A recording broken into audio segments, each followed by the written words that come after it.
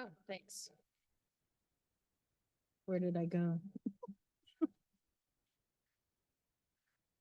Oh, perfect. Awesome. Thank you. Thanks.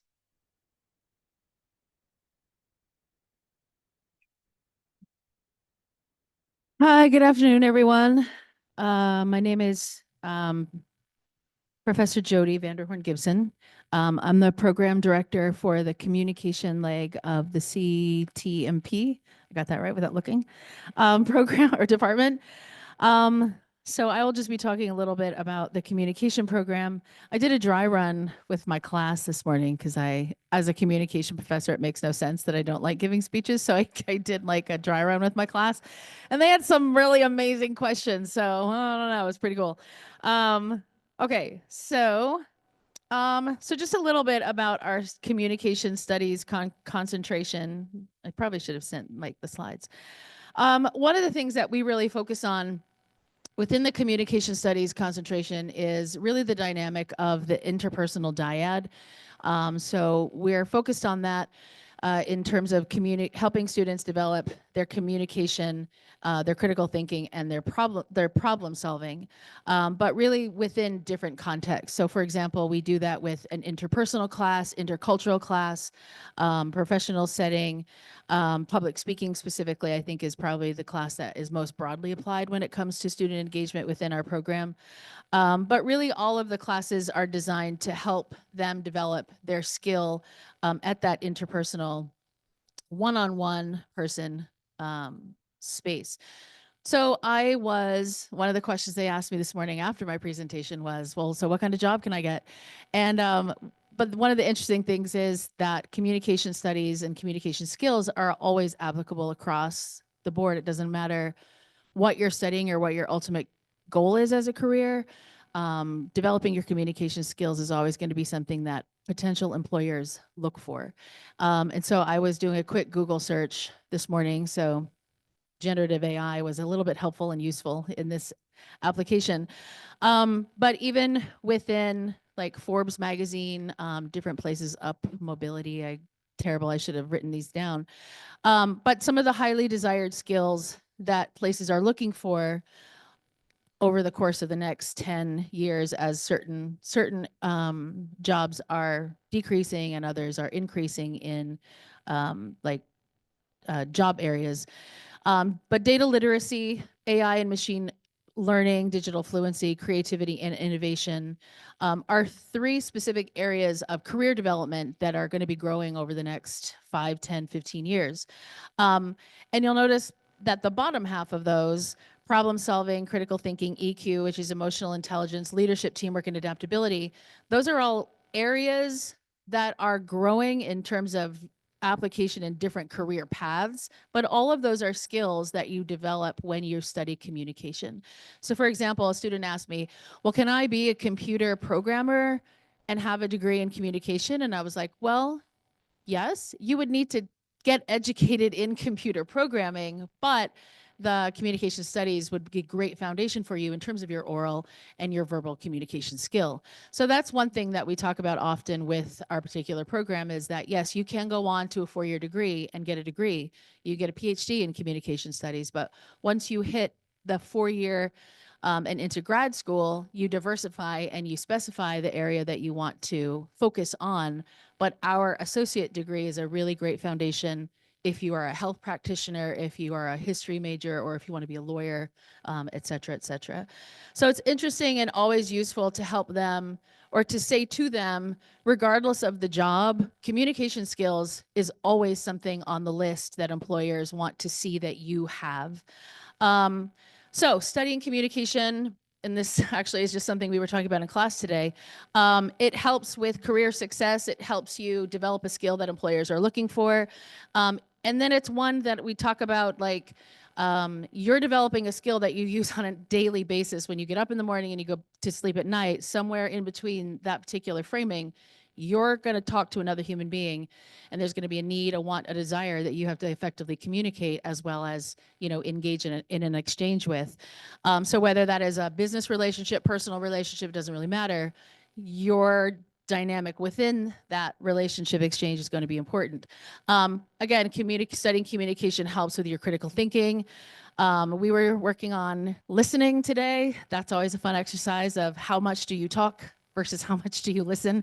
That's also sometimes an illuminating moment for people.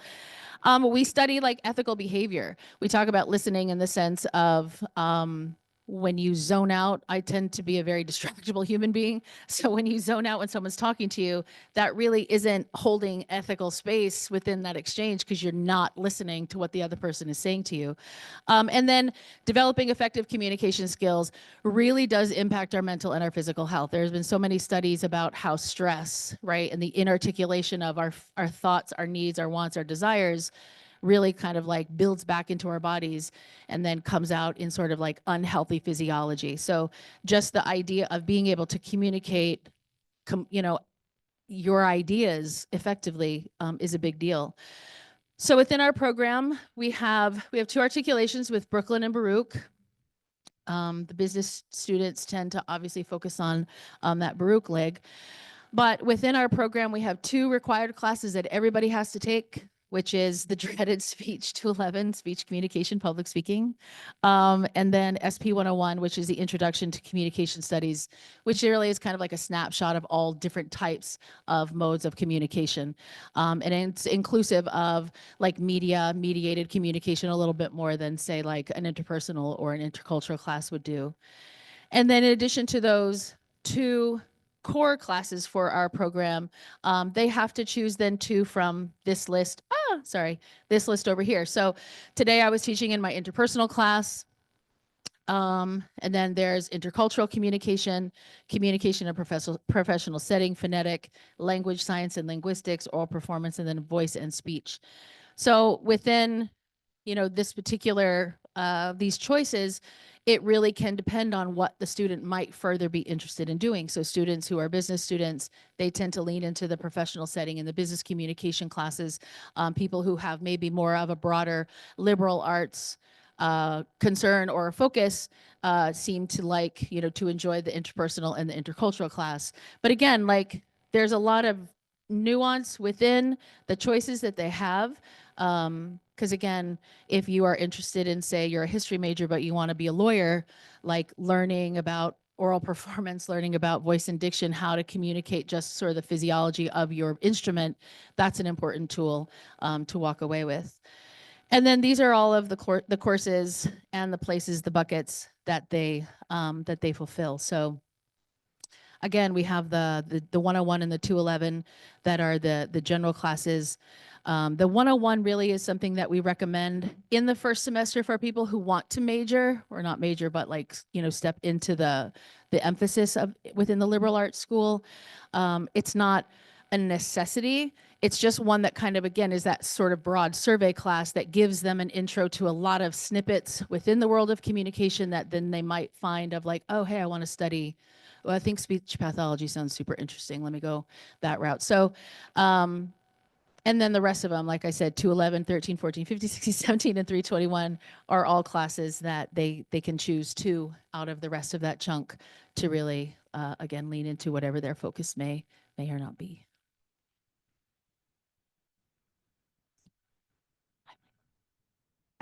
Okay, thank you very much. Oh, is that it? We have questions? Hello. Hi.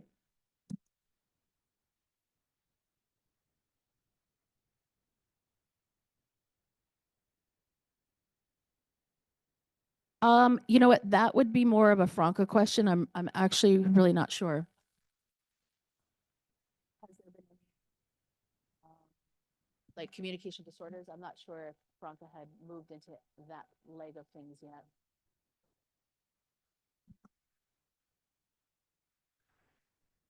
So there is a curriculum change that's coming up for 2026 where there are recommendations for 3 different areas of communications. So it's not going to be ready in time for the new catalog that'll be coming out very shortly, but for the catalog in the next year. I think we can send around some guidance though to advisors, just informally, in terms of which courses you should pick in terms of what areas you want to go into. So I'll talk with Franca about that and see if we can put together like a one pager, sort of previewing what's coming up. It isn't really changing what they can take. It's just giving you a lot of advice on like if they want to go into the communication disorders field, speech pathology.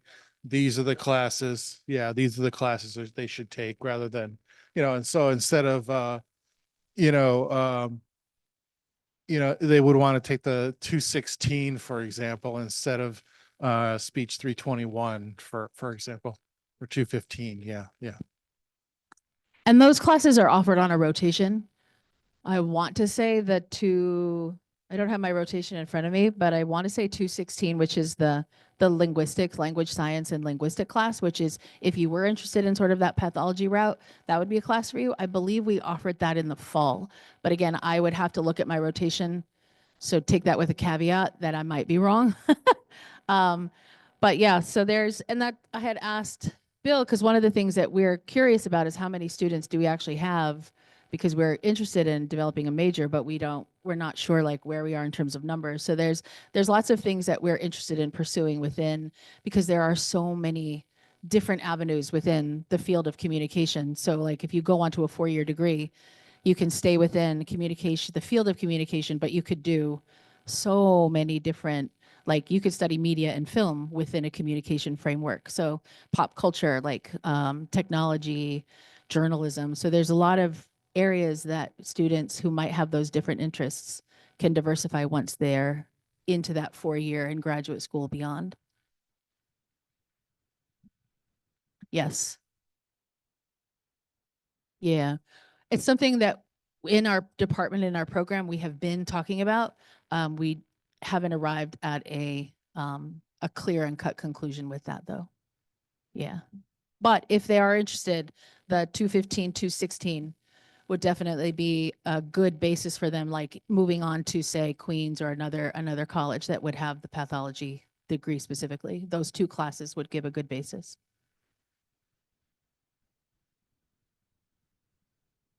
Speech pathology, I think yes, but I believe the professor that taught that is no longer here. And so we don't have someone that's specifically trained within that, again, that leg of communication, because that's like a practical. Yeah. Yeah.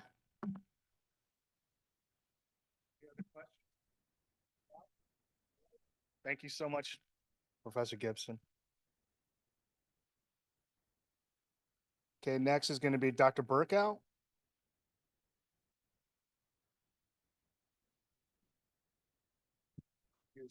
Yes, hello. So I did not prepare slides. I apologize.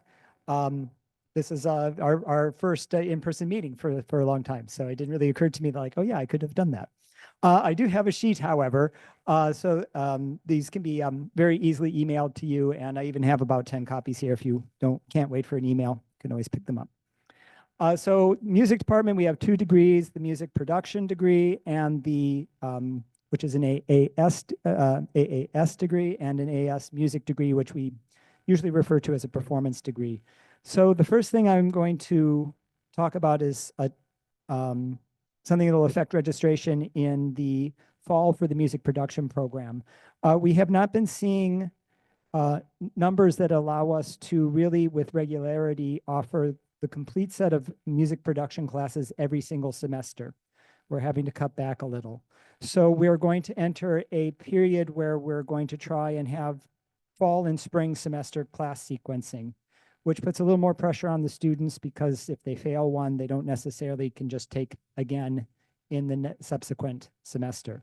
So what you're going to notice when you look for classes, students currently enrolled in Music Production 101 will not find the next 2 degree classes sequenced for the fall, MP 102 and MP 103. So we don't have too many students in that situation, which is why we couldn't really offer them.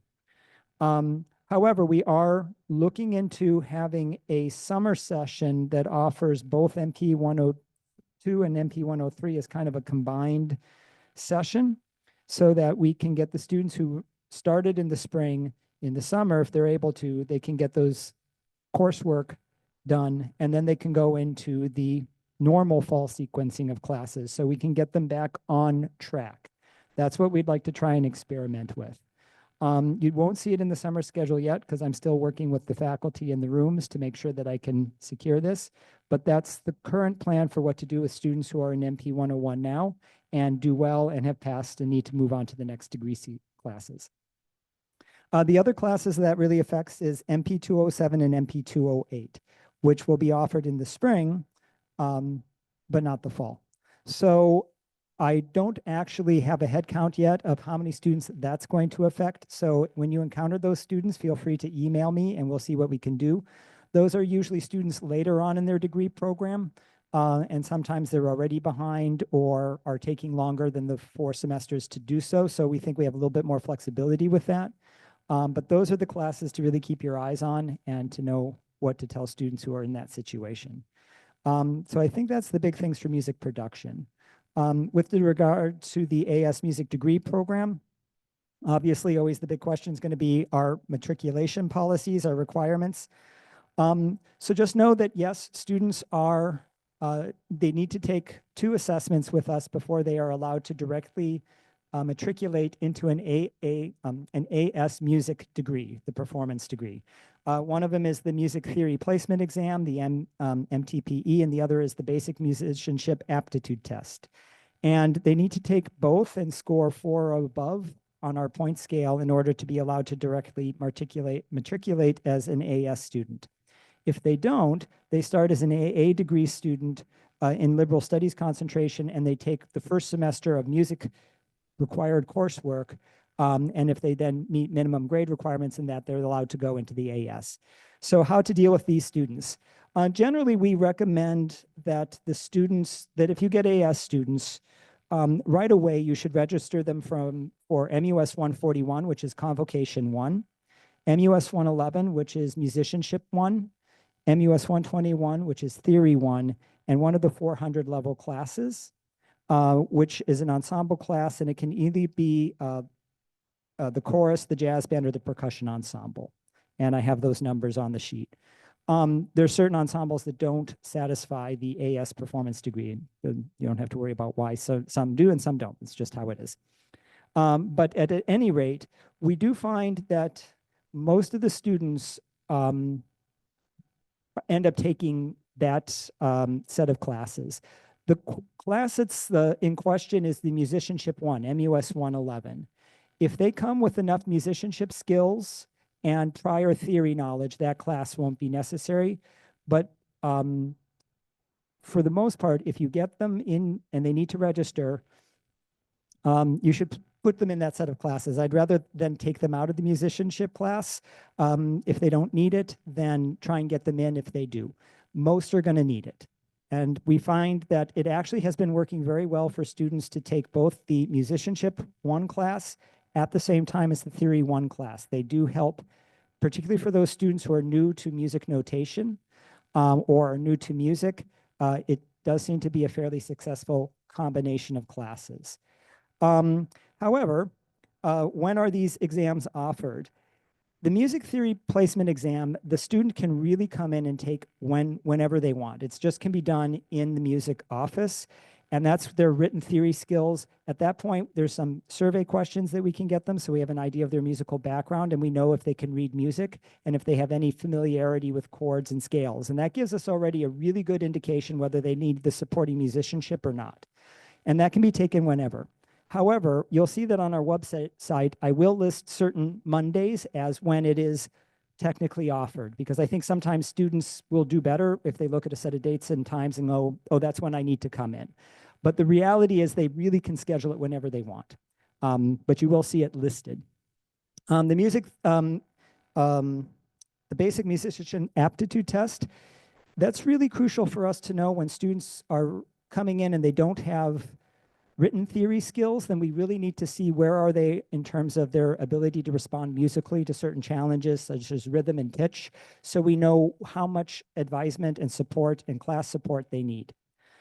So there's only one day where that's offered in person, and that's May 7th. It's just, we can't offer it more than that. And the time on that, did I write the time down on that? Yeah, May 7th from 4 to 6. And they really should come in and take that, particularly if they're quite new to music or don't read music. If they cannot take that, we're looking for a way for them to be able to do an online submission that will help us assess and give them a score on that part as well, although we do prefer the in-person.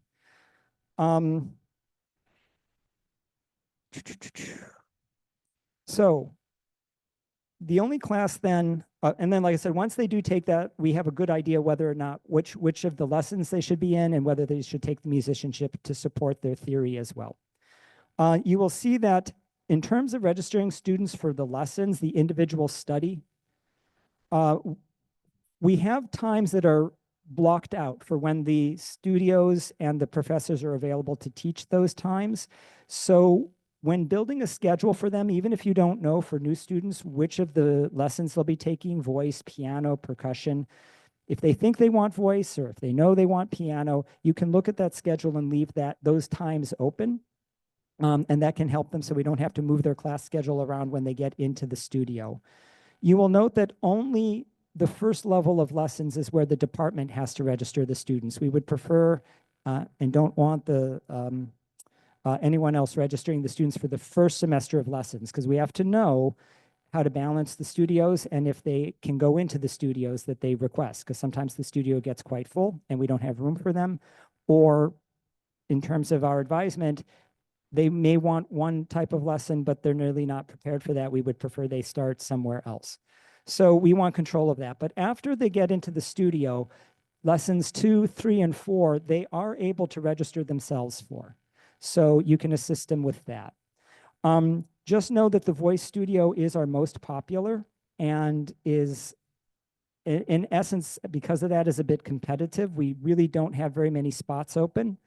So that's the one that we really want to keep our eye and control as a department, is how many people are going into the voice studio, particularly if they're new and they actually are not well-developed singers at that point. Starting in voice isn't always the best option for them, particularly if they're new completely to music. So that's why we would like to have a certain degree of control over the first semester of lessons. So when a music student comes to you, like I said, you can certainly register them for the classes, assuming they would be an AA. Starting there and having to get those minimum grades to get matriculated into the AS, and then make them come, well, you can't make them, but highly suggest they come for the music theory placement exam on a Monday that's scheduled or whenever they feel like they can get there. That's going to give us a lot of information right off the bat. Let them know about the May 7th in-person date. If they cannot attend that, it may be that we don't need to see them because we'll actually have all the information we need from the other what we saw in the music theory placement exam. We do want to see them. We'll try and make arrangements to make sure that we somehow either see them in person or they can submit materials to us online. And then we'll take it from there. But we would like you to build their schedule when they come to see you. And I think that is it. I'm happy to take questions. Yes.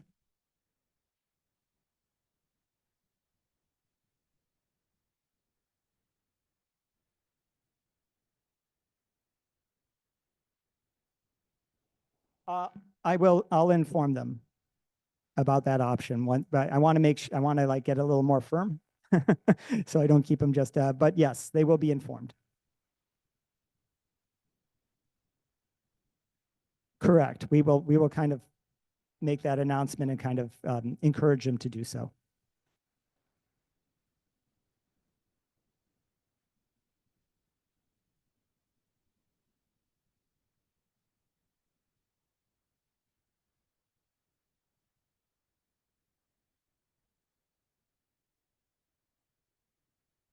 So I think the answer is yes, if I understood the question correctly.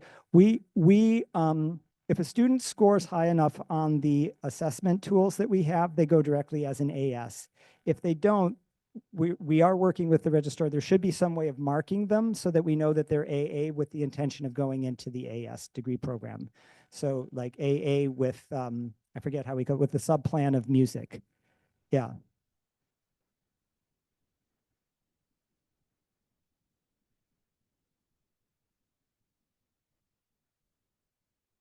Ah.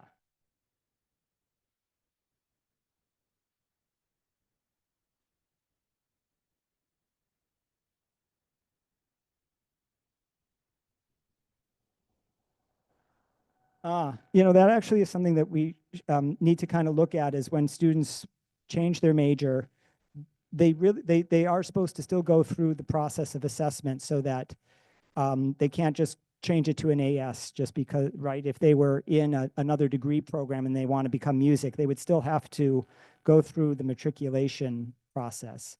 So I have had some advisors contact me and want my permission. Usually if they're going from AS to MP, that's not really an issue.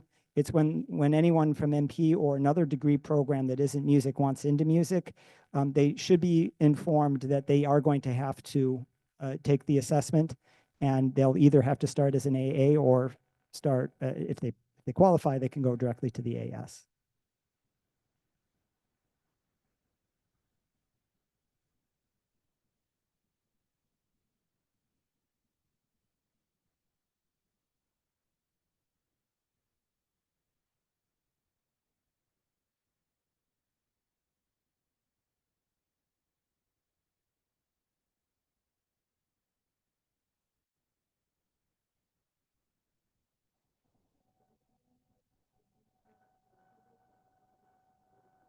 If they're transferring,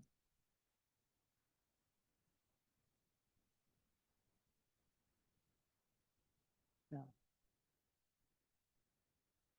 That was from a transfer class, right? No.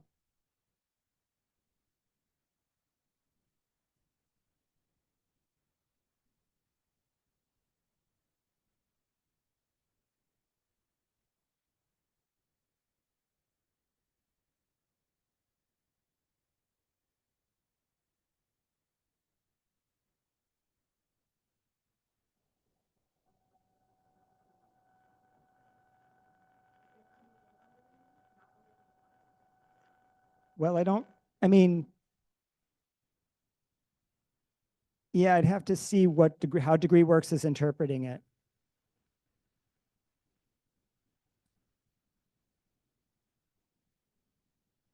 Right. Yeah, no, I would have to see.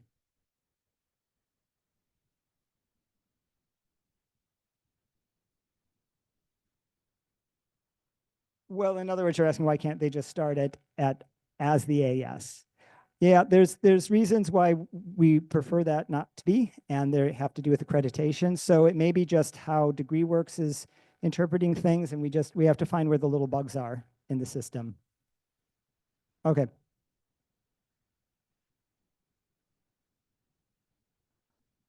Okay.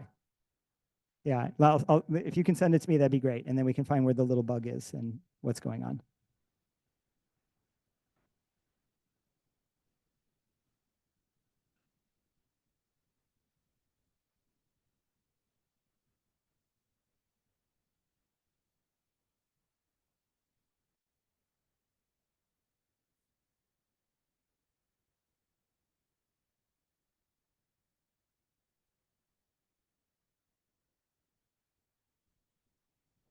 Oh, okay.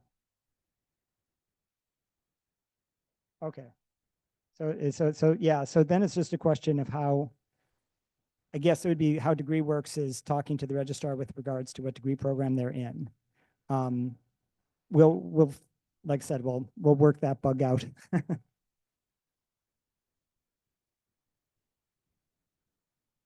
Questions?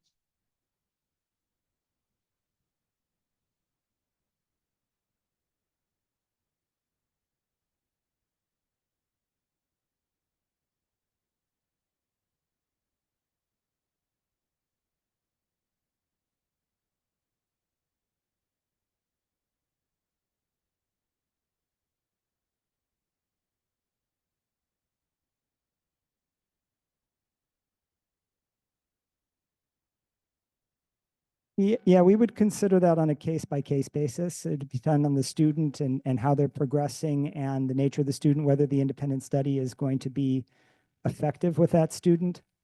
So yeah, so like I said, when you encounter these students in this problem area, let us know. And if there's enough of them that we can form a little bundle of an independent study, we might be able to do that. If it's just one, there may be some great options for how an independent study could be structured in the program. And if there's enough of them that we can offer the class, then we would do that. But so yeah, Yeah. So yeah, thank you for being our ears and eyes on our students out there.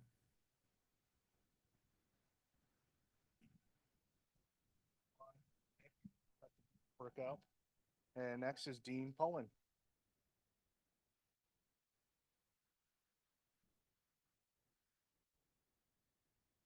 Hello, everybody.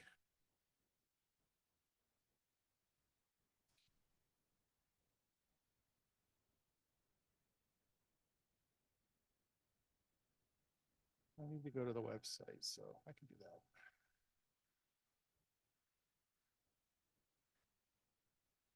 All right. So I assume by now most of you are familiar with our degree maps, right? So if we go to academics, pick an academy, let's say business, and scroll down, find a degree we're interested in, business administration. If we scroll down, you'll see this goes to the catalog. This goes to career coach. This goes to articulation agreements. There's career information here, which is actually really valuable for students. And then eventually we get down to degree maps or degree plans.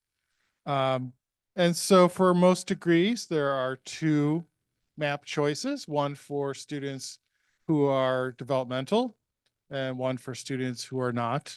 And of course, these maps don't, the heck? Sorry, go away. Oh my goodness. So sorry. Um, so with developmental placement and no developmental placement, for the STEM degrees, often there are 3 or 4 of them at different math placement levels.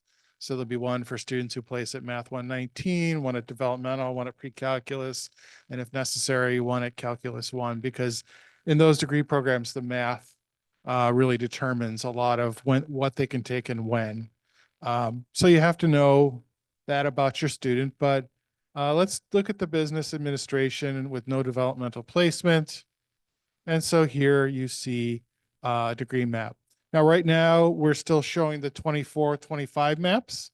By the end of the week, Web Services promises me that they will have the up-to-date 25, 26 degree maps up and loaded on the website. But most of them have not changed for this year. We didn't have a huge number of curriculum changes this year. And another really important thing to know is we will be releasing the catalog by the end of March for 25, 26.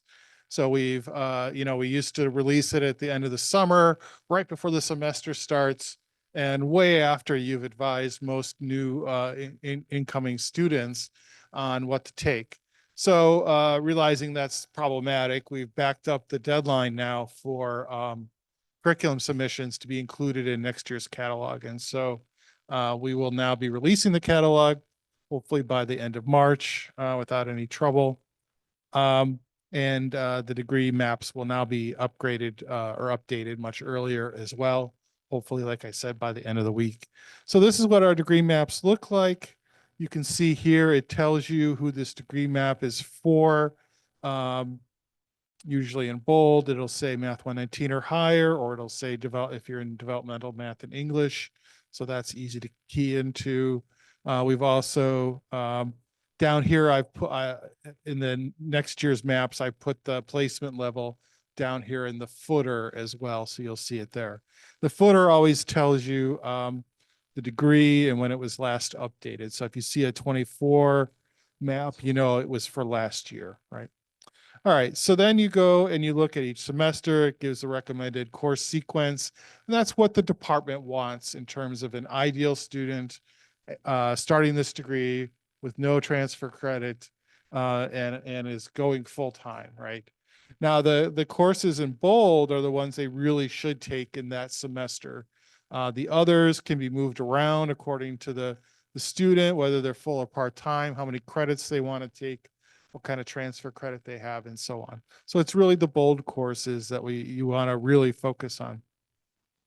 And then the credit numbers, and also if there are any prerequisites for the courses, right? So you can see in order to get into BU 201, really there are no prerequisites. They can be developmental, it can be their very first semester, no prior coursework, right?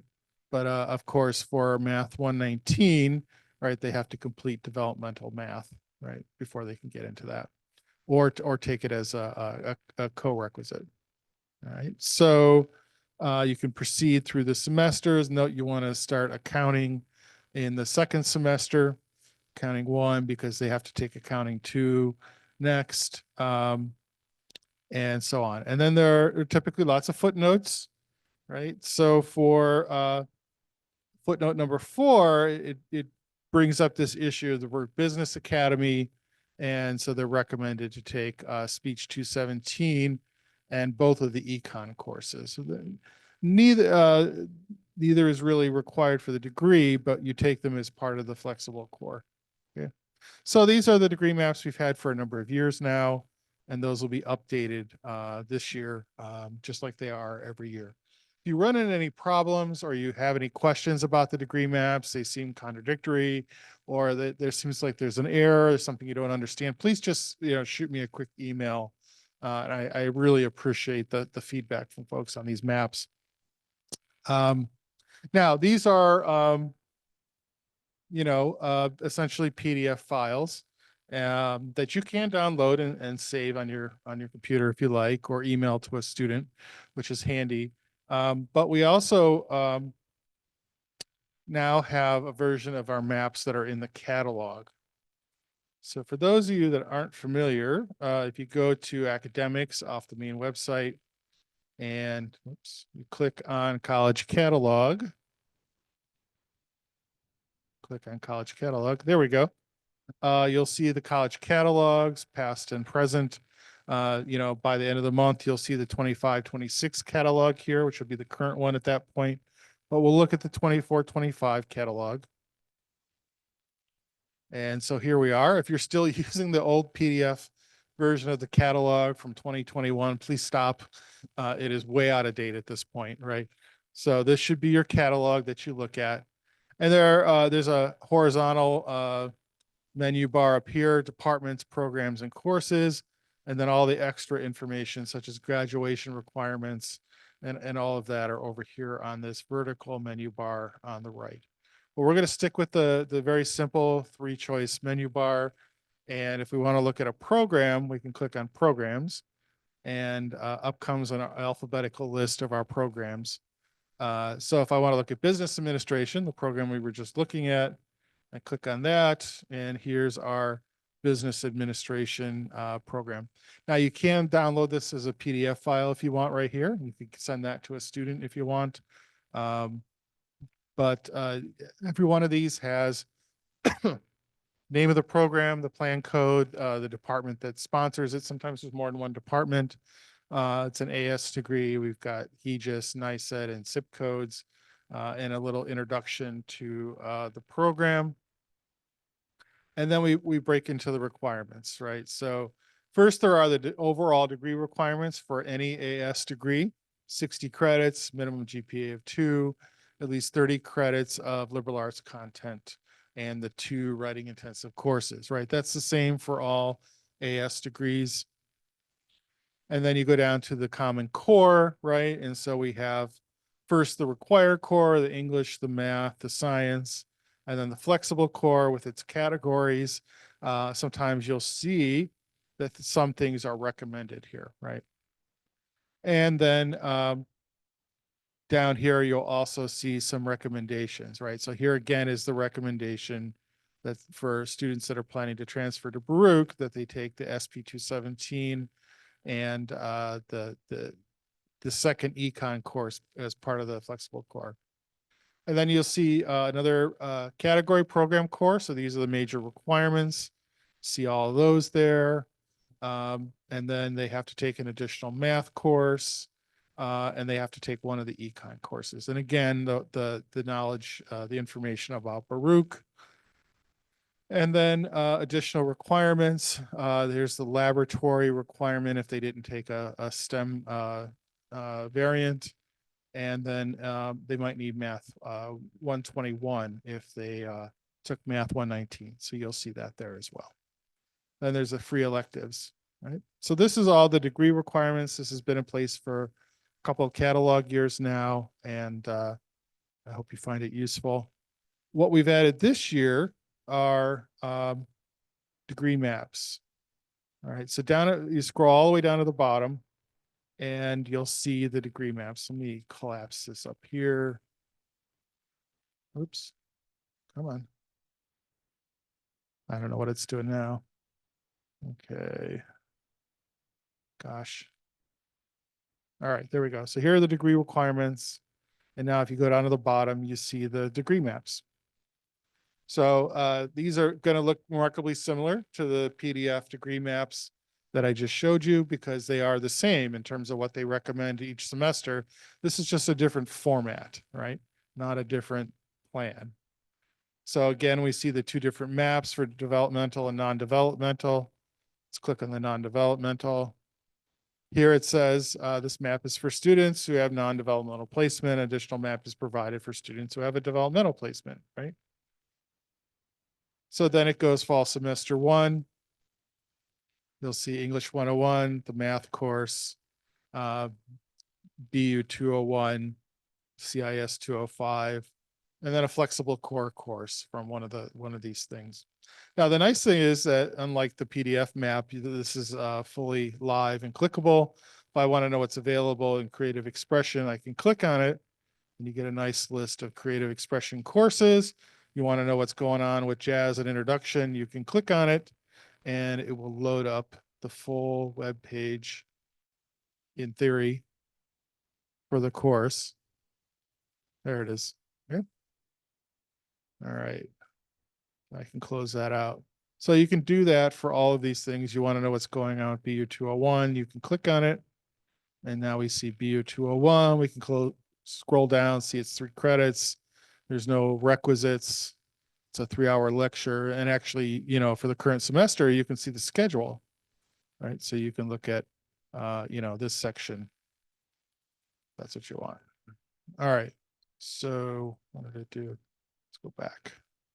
All right. So back down to the, I don't know why it keeps expanding. Then, you know, now it's spring semester 1, here are the courses, fall semester 2, spring semester 2.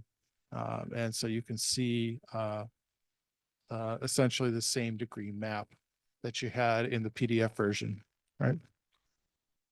And there's a developmental placement one where they're starting with English 101 and English 99, Math 114 and Math 114 ALP, right?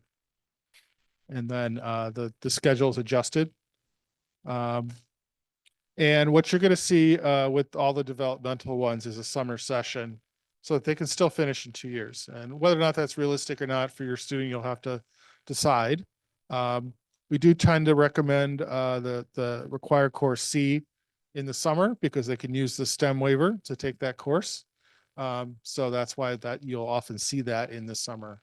And then something that they can take that's offered in the summer, such as a flexible core course where they can choose from whatever happens to be offered that summer.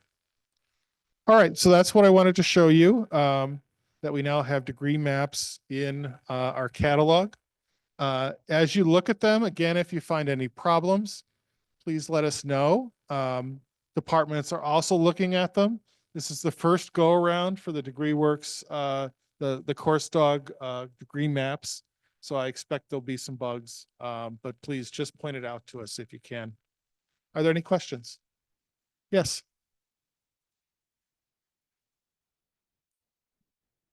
For right now, we're going to have both. And I think we'll probably continue that for a couple of years until people get used to using the catalog version. I also want to get some feedback from folks on whether we need to continue the PDF versions or not.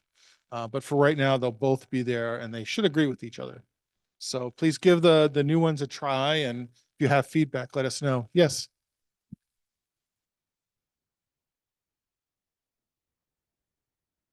Yes, there are. There's a website that has degree maps by year. So I'll send I don't have the link on me right now, but I'll send that out.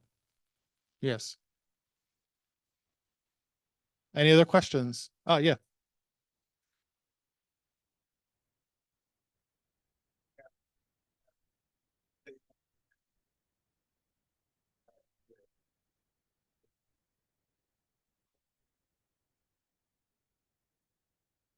That's a good question.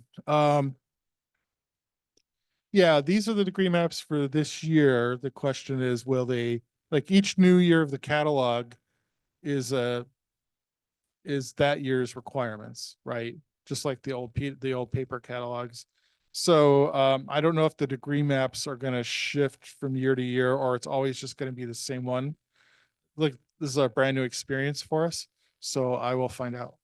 It's a good question. Thank you. Thank you. Thank you, Deep Pauling. All right, next is Panita. Let me get your information set up.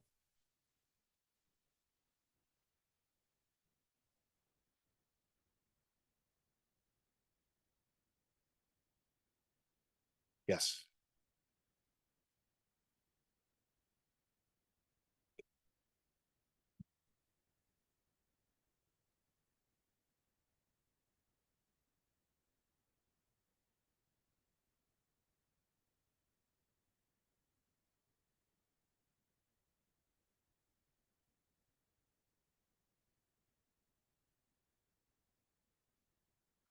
Also the Sure. You can, you'll just have to do the stop share. I'll go ahead, Okay. go back and forth.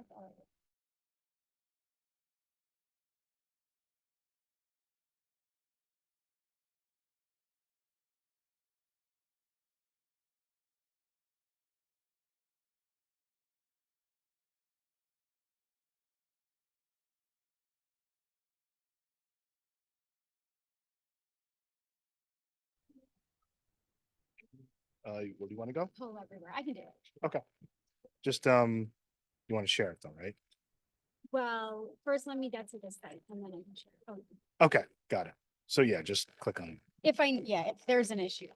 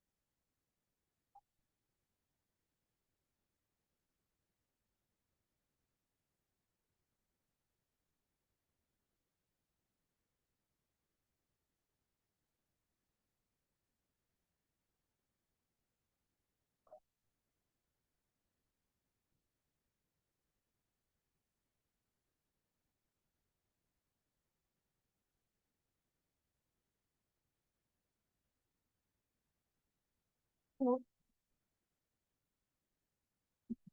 I'm gonna forget to pull everywhere. Hey, everyone. Thank you so much. Nice to see everybody in person this year. And thank you, William, for planning today's event in person. I am Punita Bonsali. I am a faculty in the biology department, and I also coordinate the medical assistant program. So before I get into the specifics of the medical assistant program, I'm gonna bring to your attention an event that's taking place next week. So this is, you can't see the title. It's called Connecting Careers to Biology and Health Related Majors.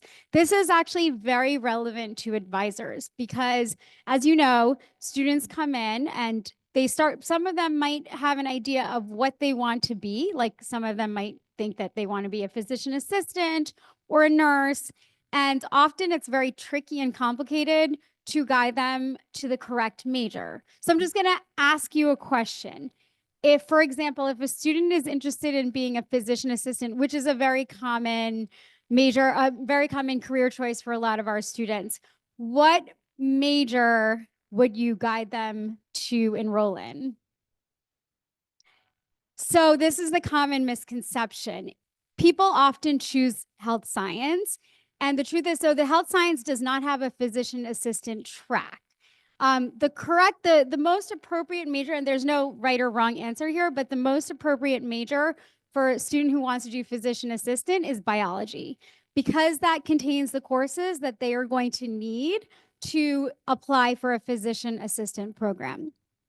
So it is very important that all of us, the faculty, advisors, students, have a good sense of what major they should enroll in for the particular careers that they're interested in. Also, they should have a good sense that if they enroll in a particular major like biology or health sciences or medical assistant, they should have a good sense of what are the career options for that major. So I am hosting this event along with a bunch of my other colleagues. And the idea is that, like, it's called connecting these careers to all of the 6 majors in our department. So the biology and biological sciences and geology department hosts these 6 majors: biology, biotechnology, environmental science, health science, medical assistant, and public health.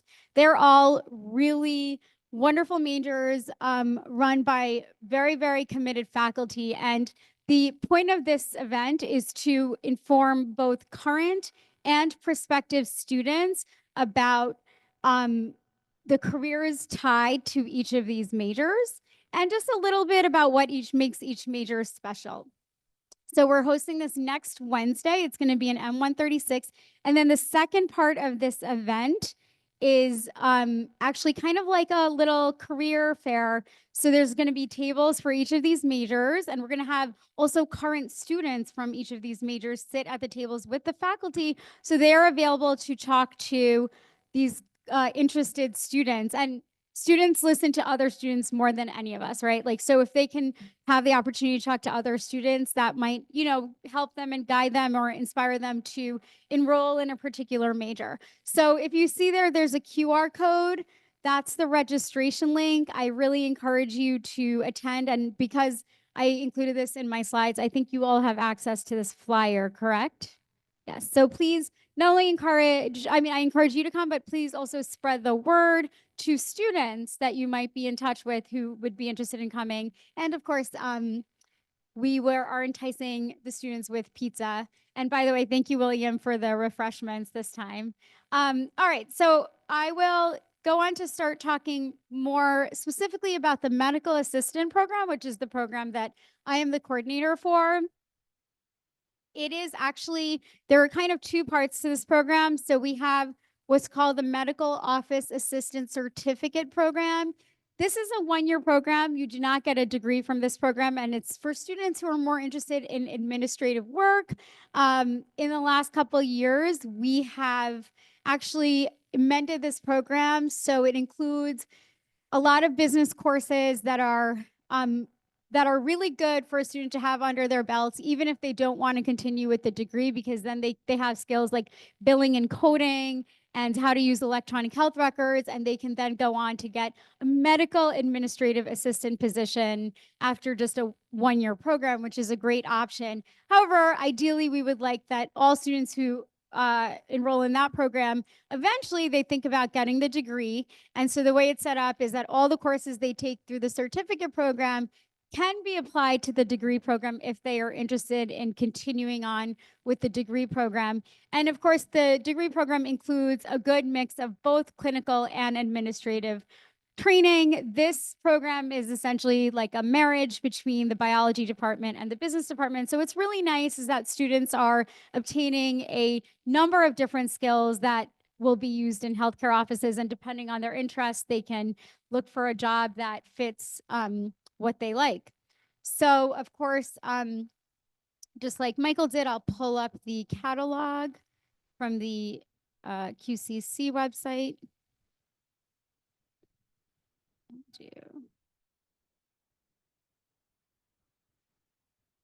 Now, not much has changed in the last year, but I did want to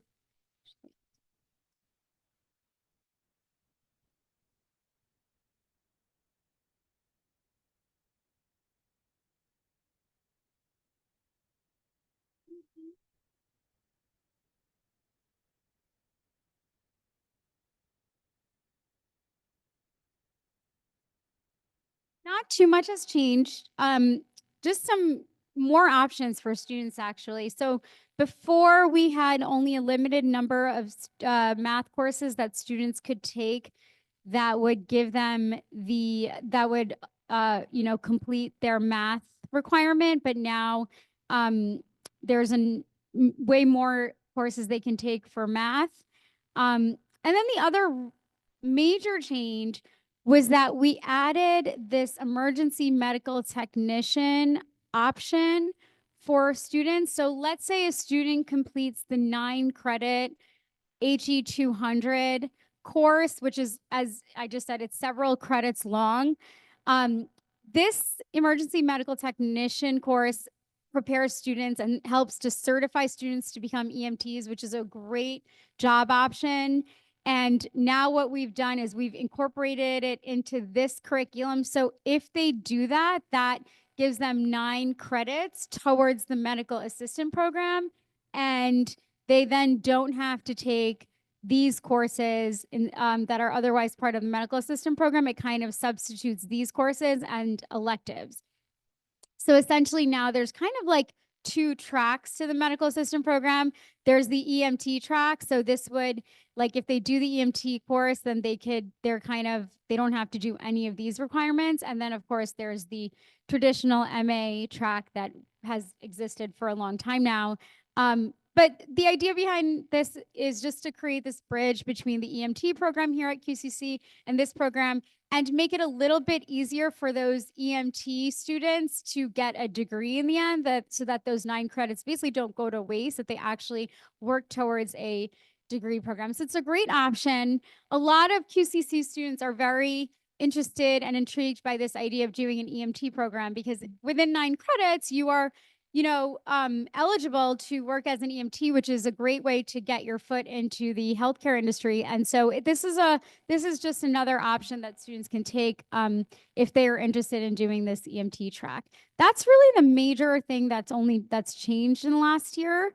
And I'll go back to the PowerPoint. So I always like to talk about internships because I know internships are the greatest source of confusion for our program. And I understand why, because it's not easy and it's not simple. So I just want to clarify this.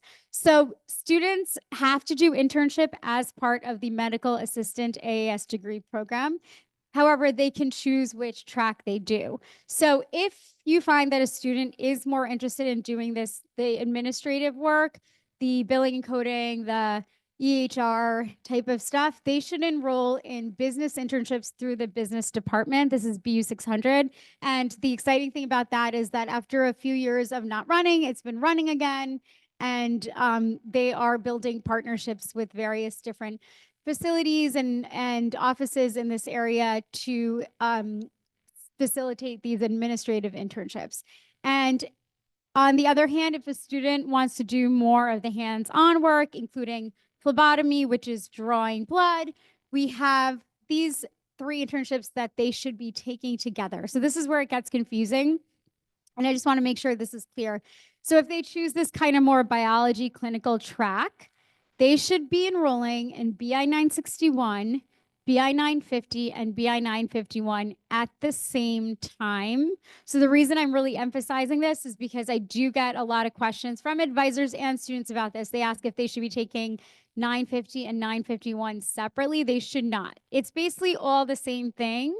And the idea is that each credit equals 45 hours. So we just have 2 credits of internship, and then the 961 is the phlebotomy internship. They can do that at the same internship site. Just the requirements are different in that they have to complete the venue punctures and take a certification exam through the phlebotomy internship course. But all 3 of these should ideally be taken at the same time so they can complete all their requirements at the same internship site. Is that making sense?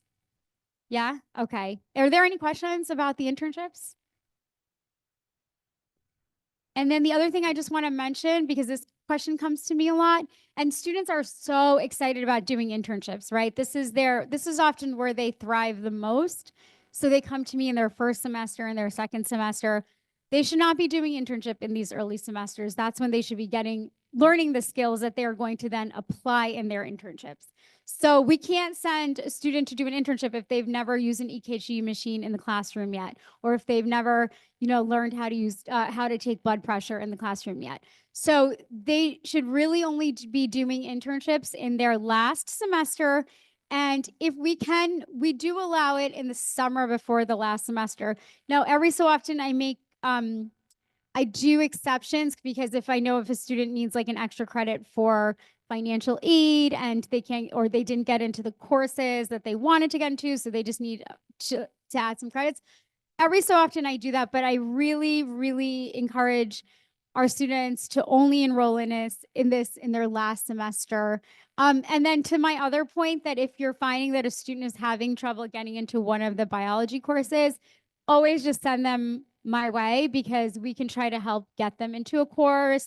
You know, we can figure out what to do to help them get through, to overcome whatever barrier it is that they're facing to get into the course. So I'm happy to try to work with our students to allow them to enroll in the courses that they're having trouble getting into. So always just reach out to me if there's any confusion about anything. And so for all of these courses, you basically need permission to enroll. So I always have this form, which I actually forgot to link on here right now, because I usually just put it in the chat and I forgot to do that, forgot to add it to here, so I can follow up.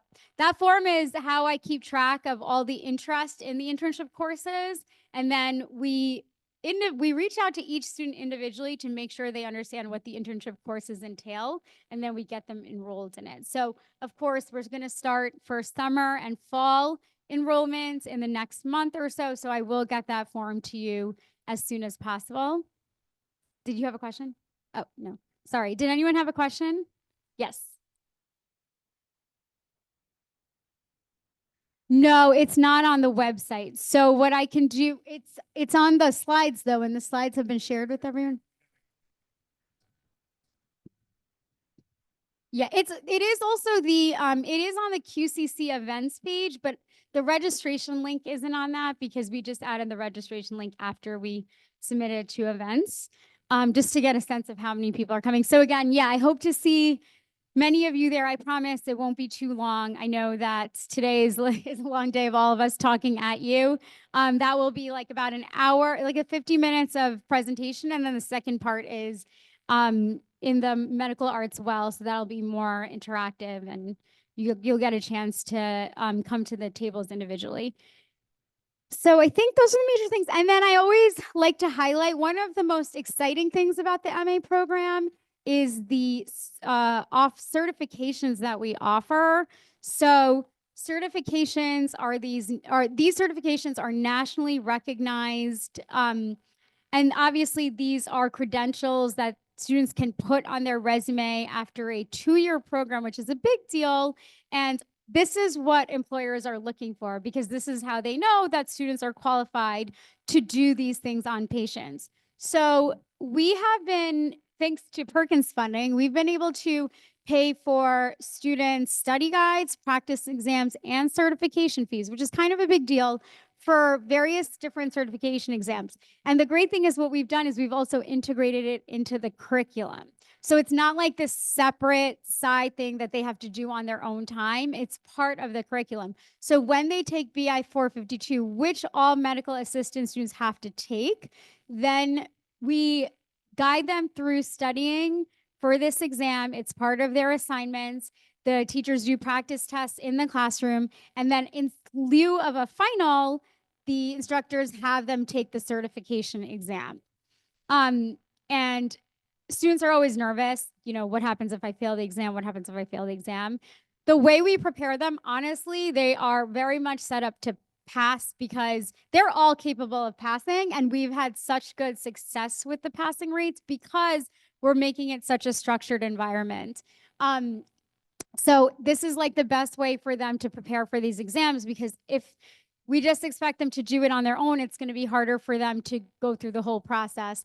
And then same with BI 961, which is not a requirement for the program, but if they are enrolled in BI 961, then we guide them through the process of preparing for the phlebotomy technician exam. So through our program, like for example, in the last year, we've had 60 plus passes of certification exams. So that's 60 certifications that, you know, now students can write on their resume. I'm a certified EKG technician. I'm a certified phlebotomy technician. And that now helps them get those medical assistant jobs, as well as other jobs. Also helps them get into nursing programs, PA programs, all types of other healthcare related programs. So this is all very exciting stuff that we are able to offer through this program. So this is my email address. And I also, through this program, we have a student success advocate and career coach at the moment, which is really great because she is there to provide support to students from the moment they enroll in this program, whether it's even like just mental health support, emotional support,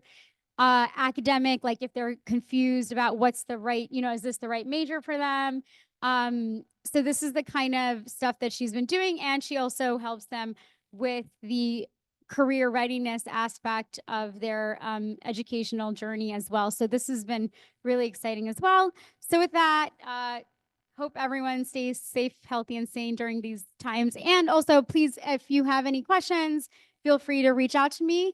And I'm actually not leaving because it turns out that I'm presenting for our next program because Joan Peterson unfortunately got stuck at a doctor's appointment. So I'll be talking about the environmental science program in a second.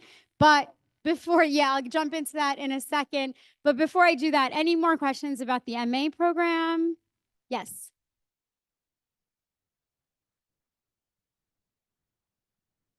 So it's not as of now, but I think it's something we can talk about down the line. And I know Professor Manzo is here, so that's something we can think about down the line because it is something that really helps students. And I know in the past it was offered, so we can think about that. Thank you for bringing up that question.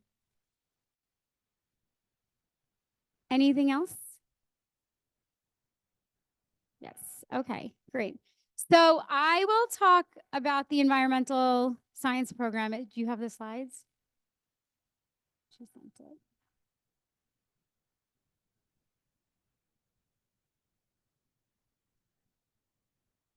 Yes.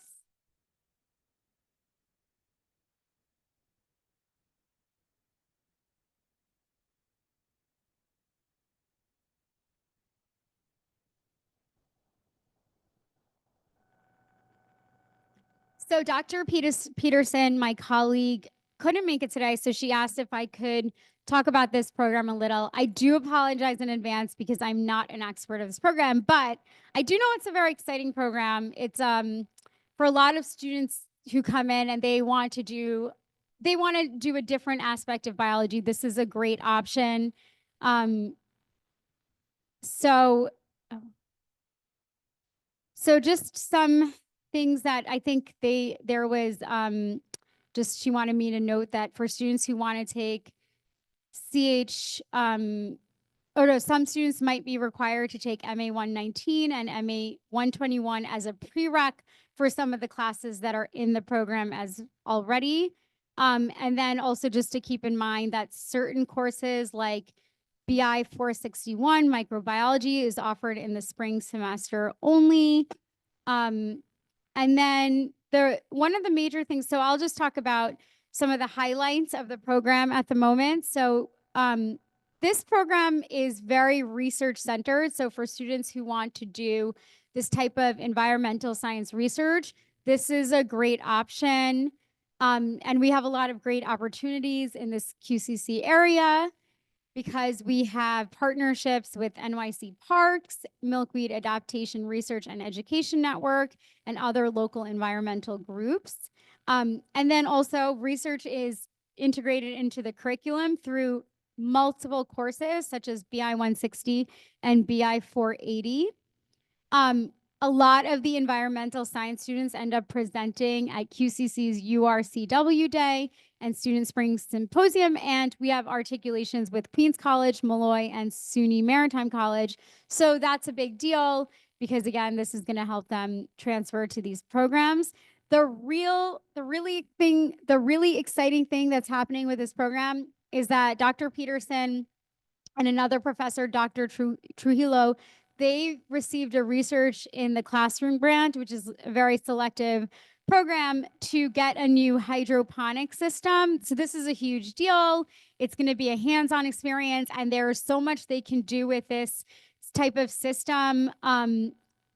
Because this can, like, in the realms of nutrition, in the realms of healthcare, there's so much they can do. And we know that this is actually something that students might get excited about. They might know already about, like, fruits and vegetables that are grown hydroponically. So this is something that they're really hoping that will get students excited about this program, and definitely something to highlight to students that this is going to be part of their experience when they enroll in this program.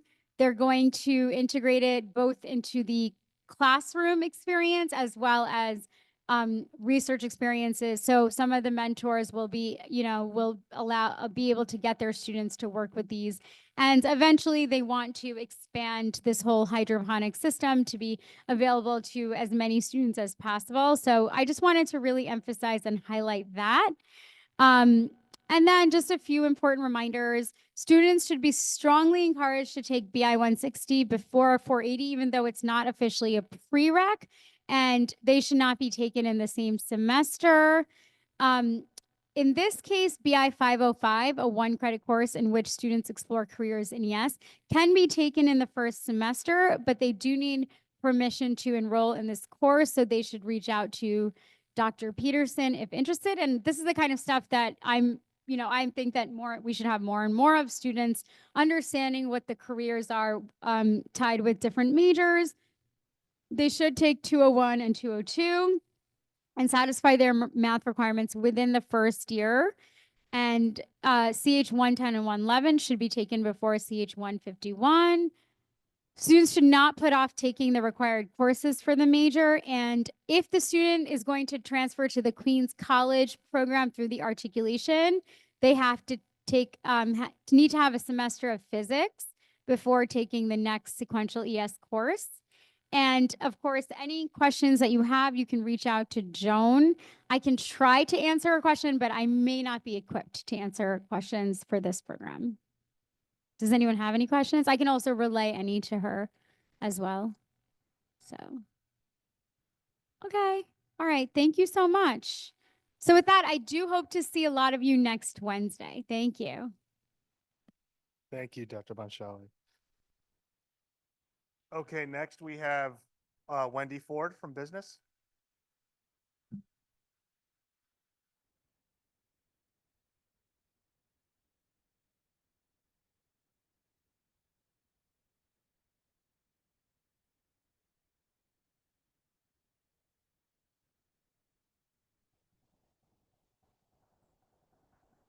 How are you?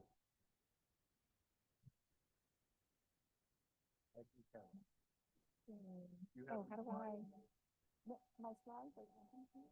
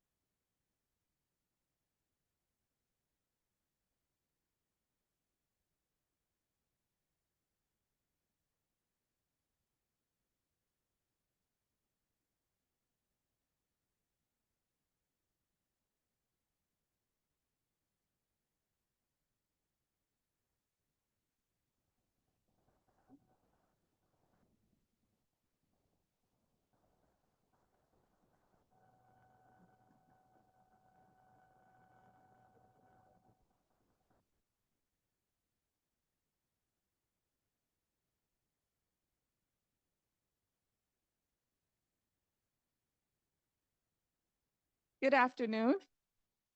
Thank you for inviting me here and giving me the opportunity to talk about the Computer Information Systems program out of the business department. Does anyone have any questions before I start? Anything that's right on top of mind for you?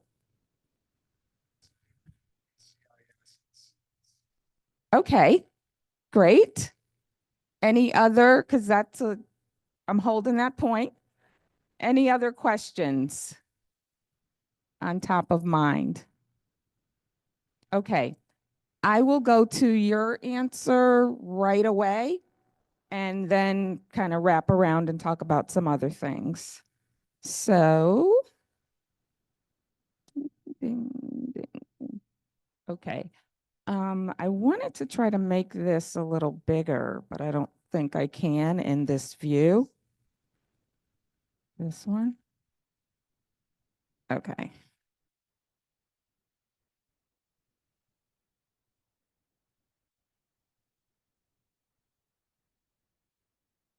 Yeah, I'm in the business department. Okay. Hopefully you'll be able to see the detail down here at the bottom. But short answer, when people ask me what's the difference between CIS and computer science, the short answer is math. And I was a computer science major when I was in college, and I ended up being a math minor because I had to take so many courses in math. I said, okay, let me just take one more, and I have a math minor. So that's the short answer, big difference. And you can see that here. This is the CIS degree. So the students are taking either 114 or 119, and then they have to take pre-calculus. And then you can see with computer science, students are taking a full calculus sequence, and they are taking an additional math course.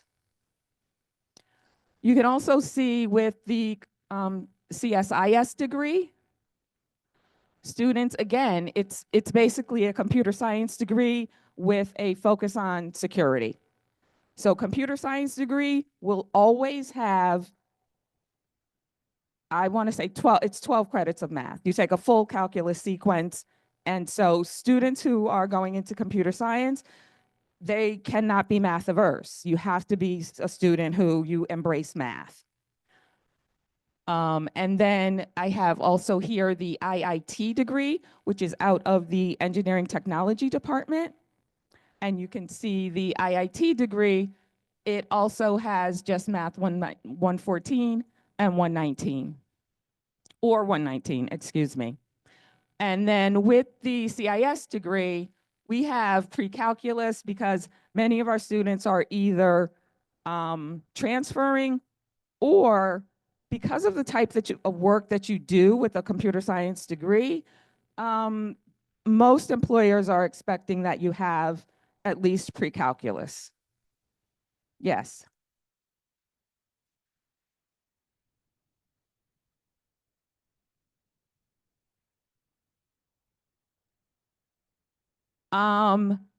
That is accurate.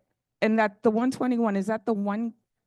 That's the one credit. Yes, and I did not, I'm aware of that, and I didn't put it up there, but thank you for pulling that definitely out. So not trying to say, and they don't have to take this other math course, but I kind of think of them as together because you have to take them together, or you have to take both. You can't take one without the other. Does that make sense? Okay. Thanks for bringing that out. Yes.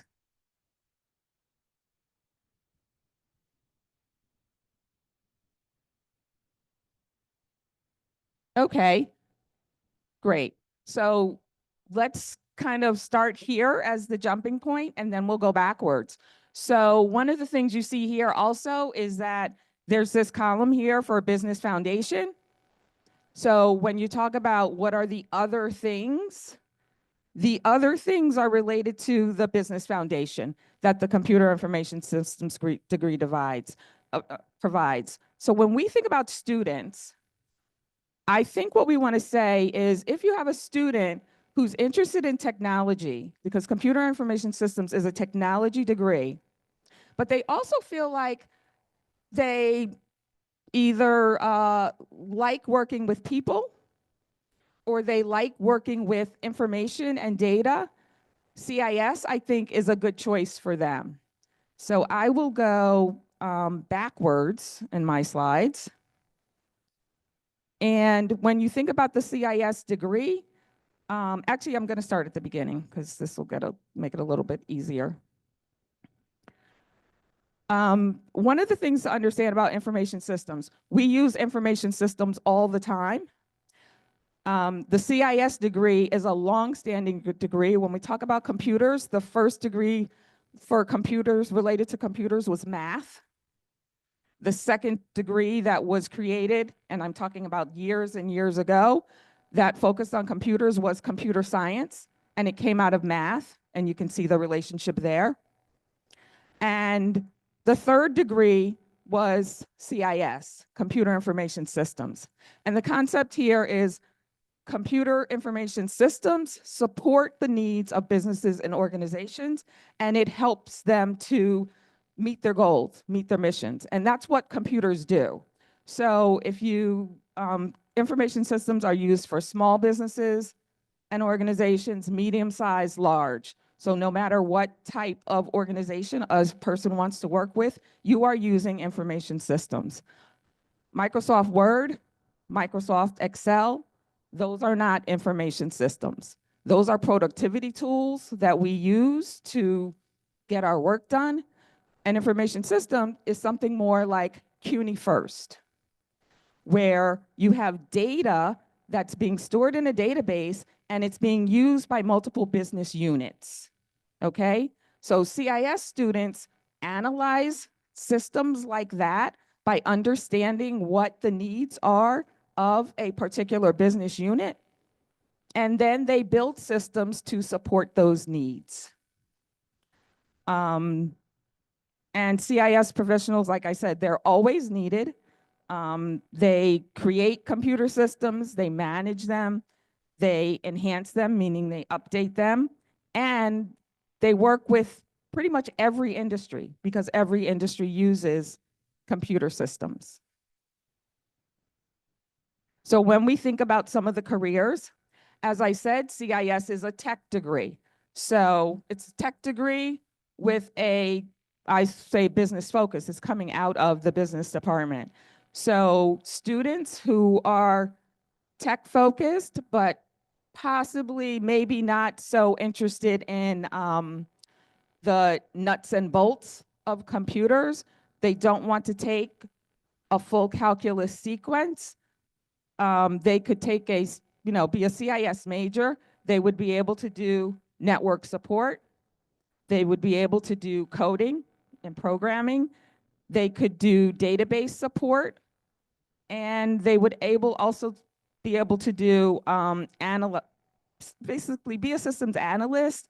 And not so much that they would come out with an AS degree and directly be a systems analyst, but one of the things we do teach are the analytical skills and the methods that are used to analyze information systems. And then students can also move into business, business units. And when I think about an organization, we can think about, well, does a student want to work in an IT department? And these are the types of career paths that are in an IT department.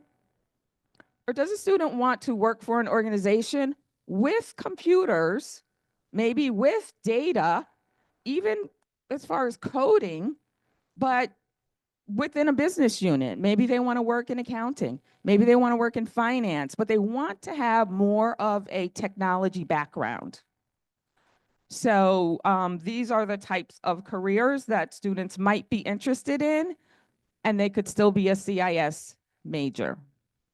And so, and I would like, for example, it's not so much that they would become an accountant, but they could work within an accounting department, helping the people in that department design their information systems, analyze their information systems and data. So that's when I say a CIS degree is great for someone who they like computers and they also like dealing with people because the two go hand in hand.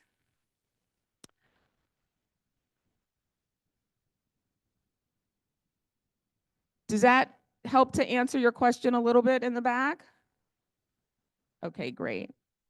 So I kind of tried to break down the CIS degree into the three main areas. So there's the technology foundation. And this technology foundation is similar to the technology foundation provided in computer science, as well as the technology foundation provided in the CSIS degree, information security, as well as the IIT degree. Okay, so a technology foundation is pretty much a technology foundation. And I will say with computer science, they may go into more of the hardware of a computer itself in terms of building a computer. Then there's the software foundation. One of the differences between the degree that comes out of the business department, the CIS degree, and the degree that's in other departments, there may be, and when I talk with software development, I'm talking about coding and programming. So there may be more courses here in this leg of software foundation in some of the other degrees. Okay. And then this is the part that is unique to the CIS degree. We provide a business foundation in the accounting, business organization and management, which is intro to business, and then economics. Okay, so hopefully that gives a little bit of a clearer understanding between the differences with the computer-related degrees that are offered here at Queensborough, and particularly with the degree that's coming out of the CIS degree out of the business department.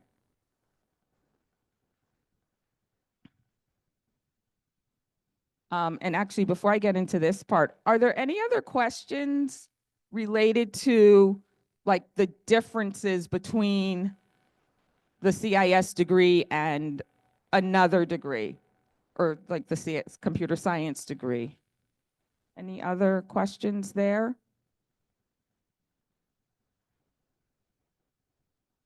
Okay, one thing I did want to point out, which I don't have a slide on this, but I do want to talk about it, is within the business department, actually, it's kind of related here. This is a course which is CIS 101. It has no prerequisites, and it is obviously, it's a prereq for several other courses in our program. The business department also offers a course which is CIS 205, which is also an introductory course, no prerequisites. One of the questions that we often get in the business department or from advisors is, can a student substitute CIS 101 for CIS 205? And that is a no, a firm no. And the reason being, CIS 205 articulates with Baruch for transfer. CIS 101 does not. So students who are, and I want to say two other key differences with this. So if a student is expecting to transfer to Baruch, which they can certainly do with a CIS degree, and they can do with other business degrees, but CIS 101 does not transfer to Baruch to a particular course. It will transfer as an elective. So any student who, particularly in the business transfer program, if they're in the business transfer program, not CIS, if they're in the business transfer program, they have to take CIS 205. In the CIS program, we do articulate, we do have students that transfer to Baruch, but since they're going into the CIS program in Baruch, I'll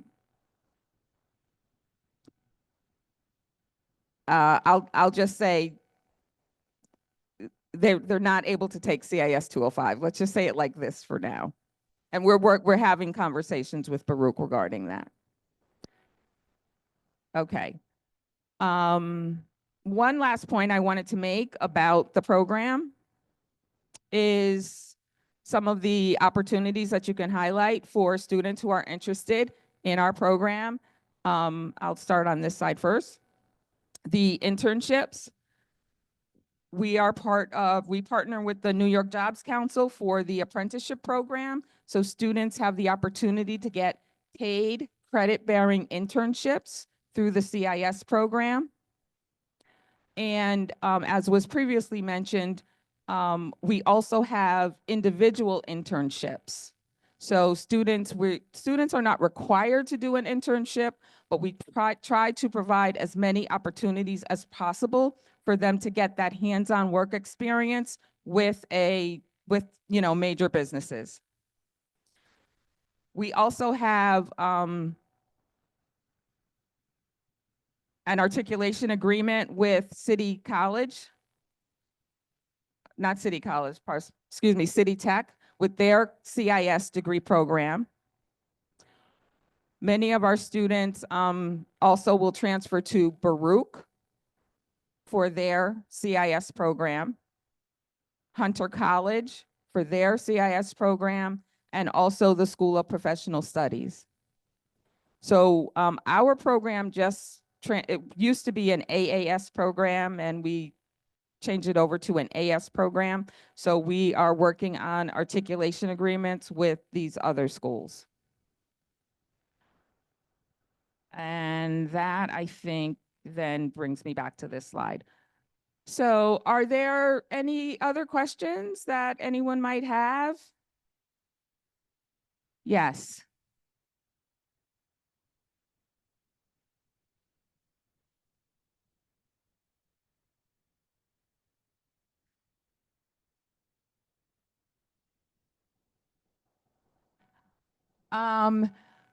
Yes, and actually, well, I'm hesitating a little bit because, and let's say, I can answer it this way.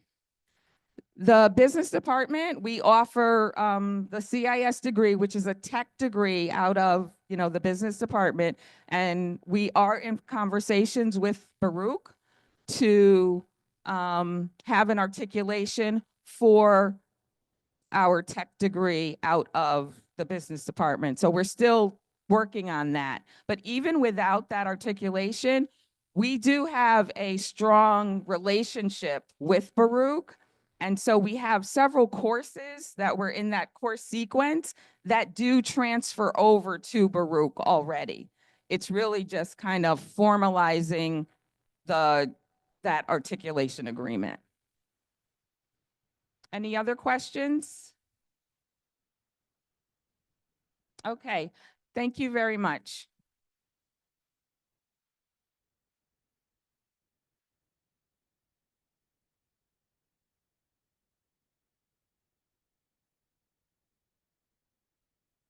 Okay, next is chemistry.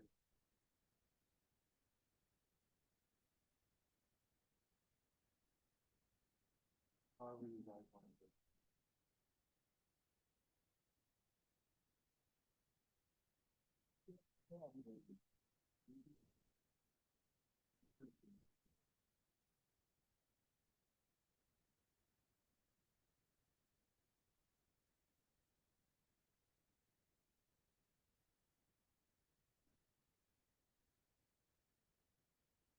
Good afternoon, advisors. You seem so excited to hear from the chemistry department. I can't believe it. It's palpable. It's awesome. Go grab yourselves a cookie or something. Come on. Grab a cookie. First, thanks, advisors. Without you guys, we would have no students. So thank you for sending at least a few our way. I'm Kevin Kolak from the chemistry department. Department Chair Monty Chauhan is here to make sure I don't make a complete ass of myself. And I want to run through quickly our one certificate and 2 programs that we sponsor, and then a quick run through each of our courses just to make sure that you're familiar with them. No major changes from the last time that I gave this to you. So our newest program is the Radiation Protection Certificate Program. These are the guys that, as a former firefighter, after we come out of a hazardous scene wearing our balloon suits, they are the ones checking us to make sure that we're not glowing. So that's what these guys are training for. It was developed in coordination with Brookhaven out on the island. So we have a strong relationship with them in terms of internships and hiring from our pool of students. It's not a large program, but it's certainly a rigorous one and a good one. So in conjunction with the physics department, you can see that our students are like first able to apply for this pretty decent $6,500 summer internship at Brookhaven. So that's the radiation certificate program. I leave it to you to check the degree map to see the specific classes, but it's a 2-year program, not surprisingly, and is heavy on the chemistry and the physics, with additional specific courses for the certificate program. Next up, we've got Science for Forensics. These flyers are available from marketing. I can get you some if you want them. This, I don't think I'm, saying anything that isn't true, is the most rigorous major on campus. It's all the physics, all the math, all the biology. They do not need to go into forensics. This is absolutely awesome for pre-med, awesome for a bio major at a 4-year school, awesome for a chemistry major at a 4-year school, because it has all of the prep that they would be taking in their first 2 years in those programs at other schools. The reason that we title it Science for Forensics is that it is a dual joint. When those existed, this still is existing with John Jay. So if you graduate with the 3.0, 3.5, 2.5? I thought it was a little higher. All right. If you have a 2.5, it's automatic admission to John Jay, no application. I would be willing to bet that pretty much any other senior college would accept our students with this major, despite the lack of a dual joint. I will say that John Jay is also taking our chemistry majors, next program, despite the fact that it's a dual joint with York. City College is also taking chemistry majors, despite the fact that it was set up as a dual joint with York. The 4-year schools want students just like we do. And the ones that are coming out of the forensics program or the chemistry program have a demonstrated set of skills. So Science for Forensics, this is the brochure, again, available for marketing. And with that degree, it's really designed to go on to a 4-year school, but certainly they've taken all the math, all the physics, all the bio to qualify to an entry-level technician job in any of those 3 fields. All right. It is technically part of the CUNY Justice Academy, so your criminal justice majors are also in there, but this is the more science STEM-heavy one. So our next program is chemistry, pharmaceutical science, not pharmacy. There is a difference. This is the people that make the drugs, not the people that hand out the drugs. So it's different. And you want to make that clear to the students who think that they want to become a pharmacist, which is a pretty decently paying job. This is not that program. This is pharmaceutical science. You're in the lab making the drugs. But it is a chemistry AS degree. So this one requires some significant advising because of the various areas where you could end up. With an AS in chemistry, you could enter as a tech, absolutely, so long as you take all of the chemistry. You need to take physics, a full year of calc-based physics if you want to enter a chem tech field, and that's not explicitly part of the major. It's listed as a elective. So if someone is planning on entering as a tech, graduating with the AS, no more school, they need to make sure that they take that year of physics, and they may have to sacrifice a semester of biology. This requires careful advising. If they're going to go straight over to York in pharmaceutical science or another 4-year school in pharmaceutical science, then they need to take a full year of bio, but possibly not that second semester of physics, just because it's hard to fit in this much STEM. Both of these programs presume a Calc 1 placement. If you don't have that, it's going to require summer classes or more time upon transfer. We would rather, it's certainly cheaper in smaller classes if the students take all of their math here and their first 2 years of the STEM classes here. So, York will take them if they haven't taken the required classes by the time they finish their Chem AS here, but it's going to take them longer once they get to York. So careful advising. The program is being currently revised. It's going through all the committees and things so that we more explicitly state in it. If you're going to be a tech, make sure you take the year of physics. If you're going to go into pharmacy, make sure you take the year of bio. If you're going to transfer to forensic science or a chemistry 4-year degree pre-med, make sure you take the full year of physics. All right, quickly, our classes. I'll try and get us back on schedule. Chem 101, it's our lowest number, but that doesn't mean it's the easiest class. It is among the easiest classes, I will say. I am not the course coordinator for 101. I'm the course coordinator for 110. 101, 110, both great classes. Both really easy, no math chemistry classes with lab. The 101 lab is built in to the class, so it's at 101, 102, 110. The chemistry and the environment is, the lab is, let me just jump to it, separate.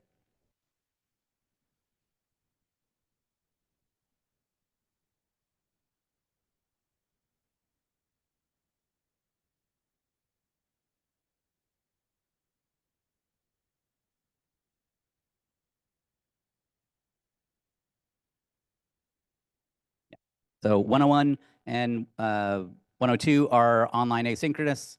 110, 111 are also online asynchronous, but currently there's only one section of the 110. I personally like this class because I teach it. It's more environmentally slanted, so a lot of current topics in it. Not that 101 is a bad class. It's a nice broad survey, and both of them are lab classes, but I'm partial to my own, of course. And 106, again, not any more challenging in terms of content, but more towards the art students. So I get a lot of business students in 110, which is great. I wish there were more sections of it. Just got to get somebody else to teach it. And 106 is part of the art and design, digital art and design program. So those students have to take the 106. We don't get very many other students in this because they tend to end up in 101, but all three are really great, no math prereq types of classes with lab. And again, 101, 102, 110, 111 are online asynchronous. 110 was our only writing intensive class, but it's no longer writing intensive. I just couldn't compete with dance being writing intensive. I will say no more.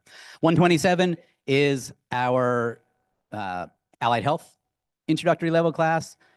This one you got to really watch out for. There's no math prerequisite. It's only add, subtract, multiply, divide with a calculator, but some students have trouble with that.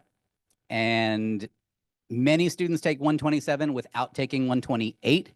The second half of this broad survey of all the first 2 years of chemistry in 1 year, many nursing programs require 128. It's a hidden prerequisite in a lot of places. So if your students know where they're going to go, they should really check and see if they need to take 128, because it's not part of any major here, but it is absolutely required for a lot of allied health majors once they get there. So keep in mind.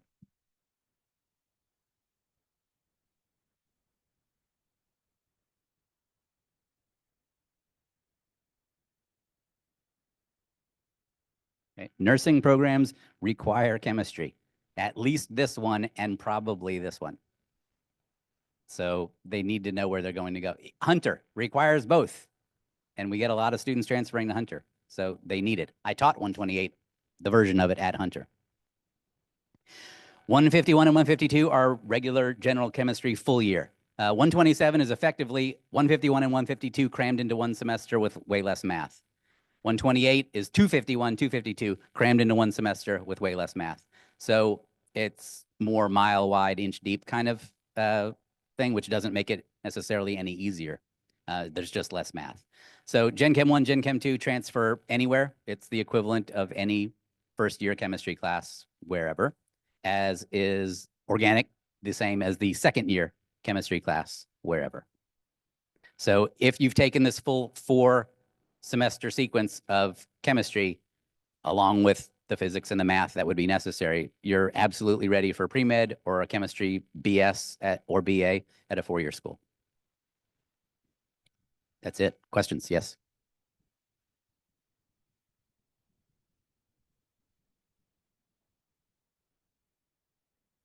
I'll tell you, the problem with that class overall in general is that this semester, it's not writing intensive. They need to participate in discussions. I'm not getting participation in the discussions, and there's nothing else for me to assess them on. When it was writing intensive, half the class wasn't turning in the writing intensive assignments. So I don't want to fail half the class because they didn't turn it in, but I don't know how to emphasize any better that it's a 3-credit class. It's 3 credits in class and 6 hours of homework. So I put it in my syllabus, That's New York State educational law. So if there's a demand to make it writing intensive again, I will do it. But Dance 1 is writing intensive. Why should someone take my class and actually have to write?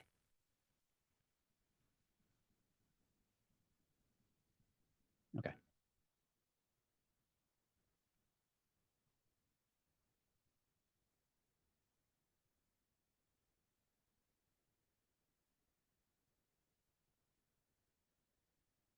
That is why we made it writing intensive in the first place.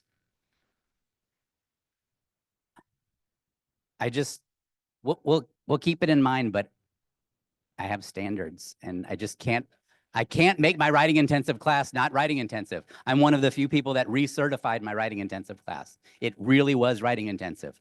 Half the class failed because they wouldn't turn in the work. And so I just,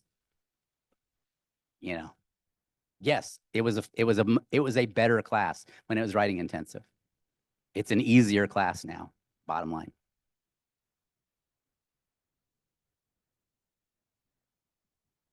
Sorry?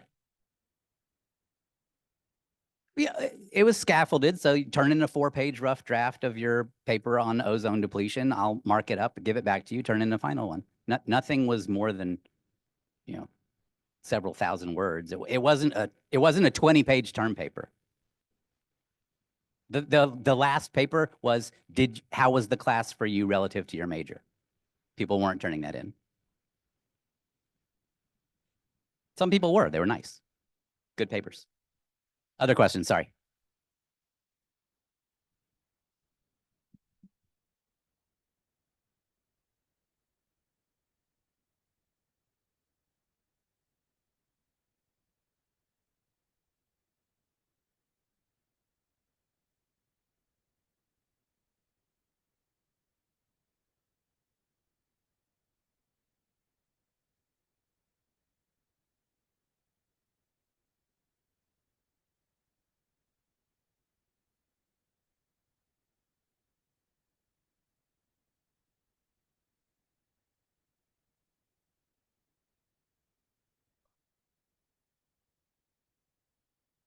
Okay.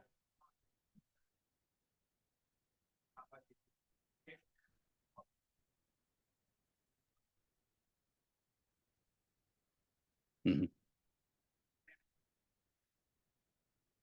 Okay.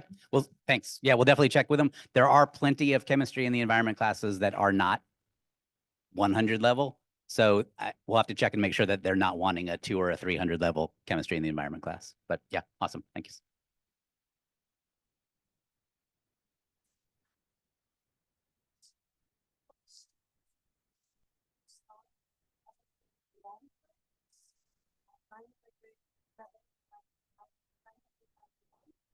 Courses, certain students come by only 1%. Just let them know that it's about the core. But we really need students and your help, especially 127, 101, 102, 110. You don't open other sections. Hopefully you will teach it. I know there's not many people to teach these courses, but anyhow that you can give us is really appreciated. And if you need us, you can contact me or Kevin or David if you need any information. And we're making changes, as Kevin said, in the AS in chemistry. Their AS in chemistry will require physics 1 and physics 2, and those going into pharmaceutical sciences will take physics, calculus phase 1, and biochemistry. So we'll inform you about that, but that's very important for advisors to know.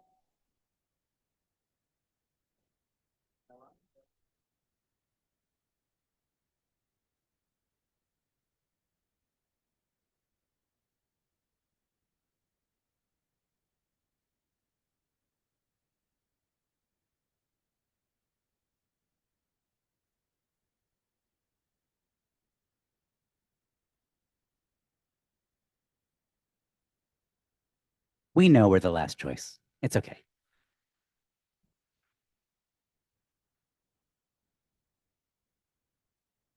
Yeah, it's a challenge for us to convince the provost to leave them open, but we do for that reason. All right, thank you. Oh, sorry, one more.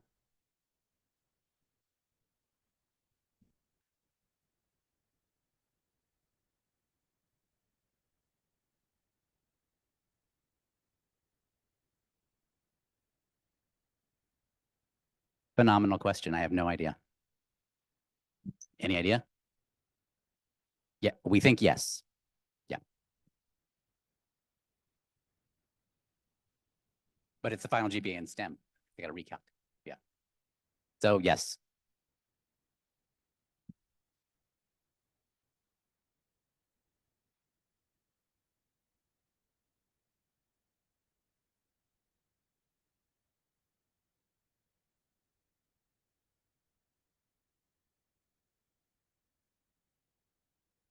Forensic science or pharmaceutical science? I don't think it would be on the degree program. I think it's 2.0. The 2.5 is the unusually high one for forensics. Okay. Really. Thank you very much. Always informative. Give a hand to chemistry.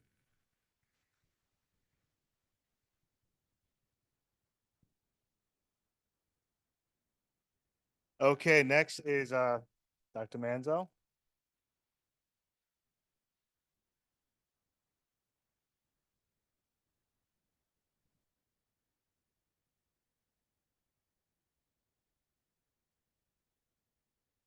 Oh, shit.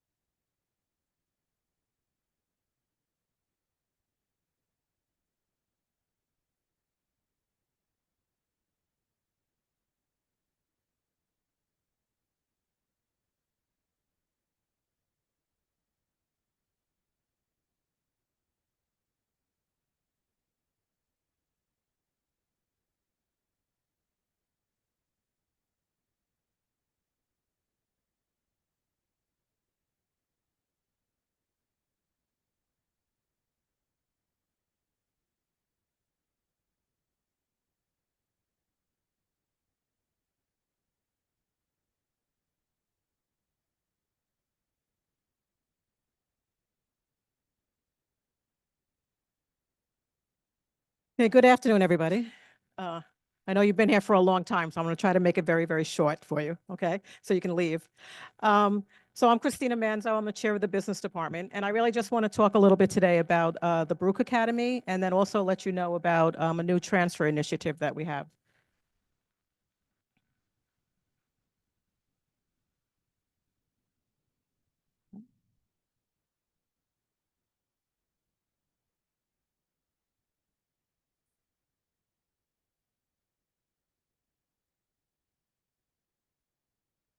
Okay, so I just want to just reiterate about the Baruch Business Academy, as I spoke to you, I think I spoke to you last semester. So when students are in the program, one of the main things of our Baruch Academy is that if students get into the program, they are automatically admitted into Baruch and into the Zicklin School of Business, which is a good benefit because in the past they used to have to apply to each one. In order to get in, though, they need to graduate from QCC with their AS in Business Administration with an overall GPA of 2.5 minimum, and also in their business classes have a GPA of 2.3 or above. So now for students come now and they want to get into the Baruch Business Academy, if they have no more than 24 credits and they are enrolled into the transfer program or the business administration program, they can apply to get into the Baruch Academy. If they're a non-business administration major, they have to have less than 15 credits at the time that they put in their application. And if they're interested, there's an interest form. If they go to the website and they type in Baruch Academy, there's a bunch of information that will come up and there'll be an interest form that they could fill out there. And then Baruch comes onto campus and they give them information sessions and give them information on being part of the academy. As far as the courses, the program is very similar to our transfer program that we have. with the exception of a few things. In the flexible core 2D, we require the students to take speech 217 and in econ 102. So normally they take 101 in our regular transfer program. Here we want them to take 101 and 102. And the math requirement is for the major is the math 440. So that's my main thing. Any questions on the Baruch Academy? Mm-hmm.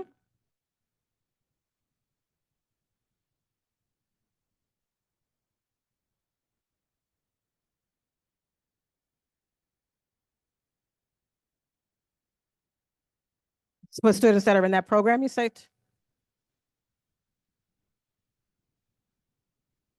Well, this is only for students that are in the Baruch Academy.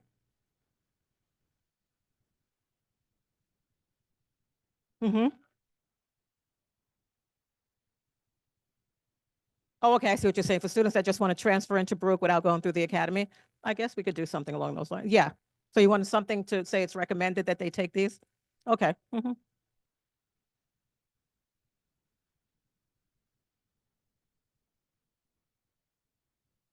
Mm-hmm.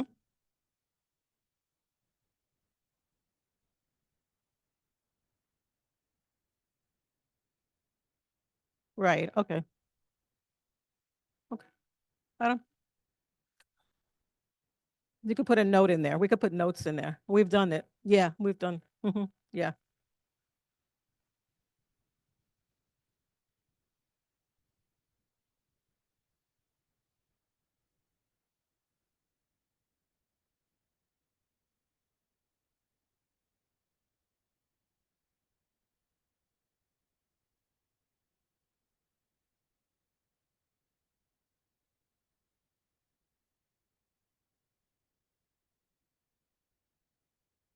Mm-hmm.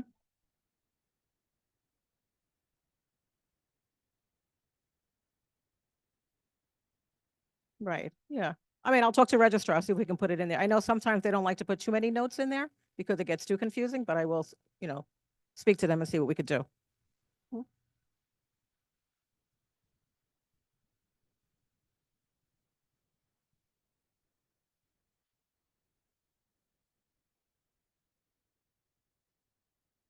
Any other questions on Baruch?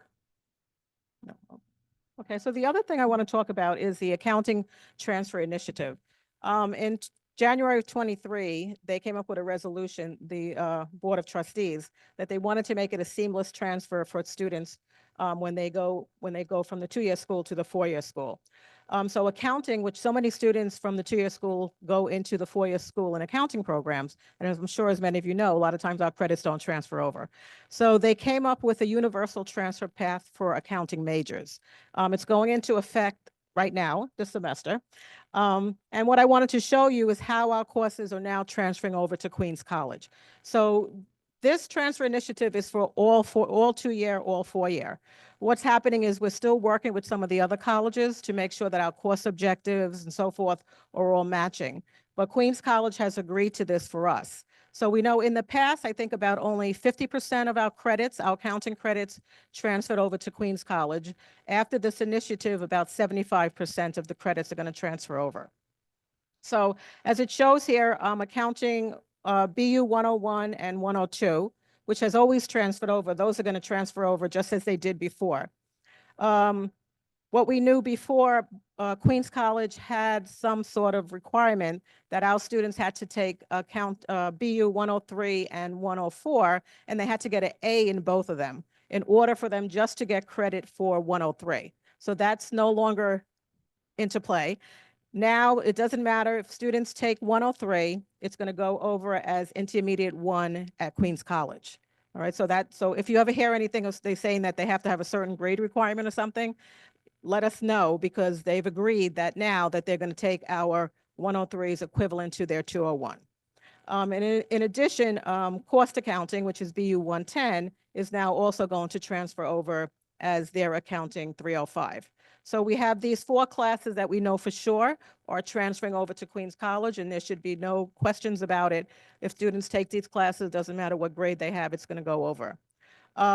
some of the things we just want students to be aware of though, such as taking our BU 101, ours is 4 credits at another schools, specifically Queens College, it may be 3. So they may end up, the extra credit will go over as a business elective. So they have to be aware they may end up sometimes with more business electives or than they may require for that particular major. But this is a very key point for us that now that they're accepting our 103. And as I said, I hope to have more information by next semester. We're working with Baruch right now, trying to work with Baruch, and we're just looking at our objectives and so forth. And hopefully the same thing will hold true for Baruch. Mhm.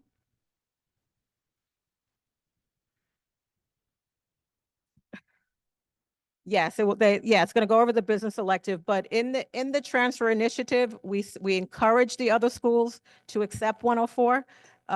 But it's not part of the initiative. So it's just encouraged. So some schools may take it. I know Queens College is not going to take it, but some of them may take it.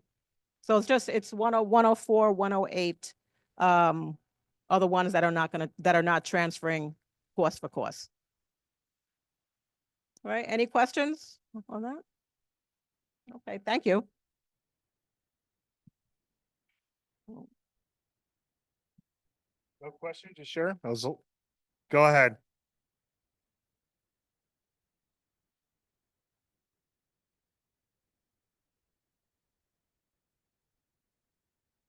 Well, the whole idea is this transfer initiative for accounting students is so that they would be encouraged to remain in their major and then go over with the major.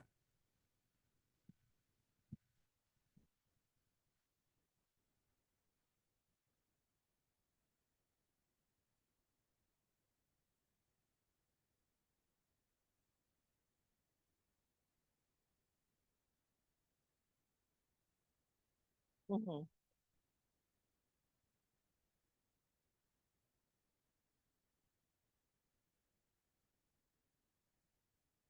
Do you want to?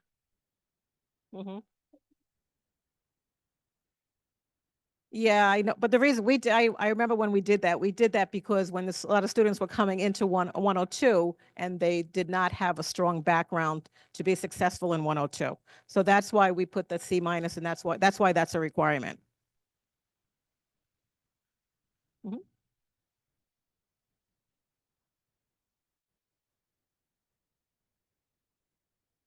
If they're, I haven't looked at those statistics. I don't know. You could ask me again next time. I'll let.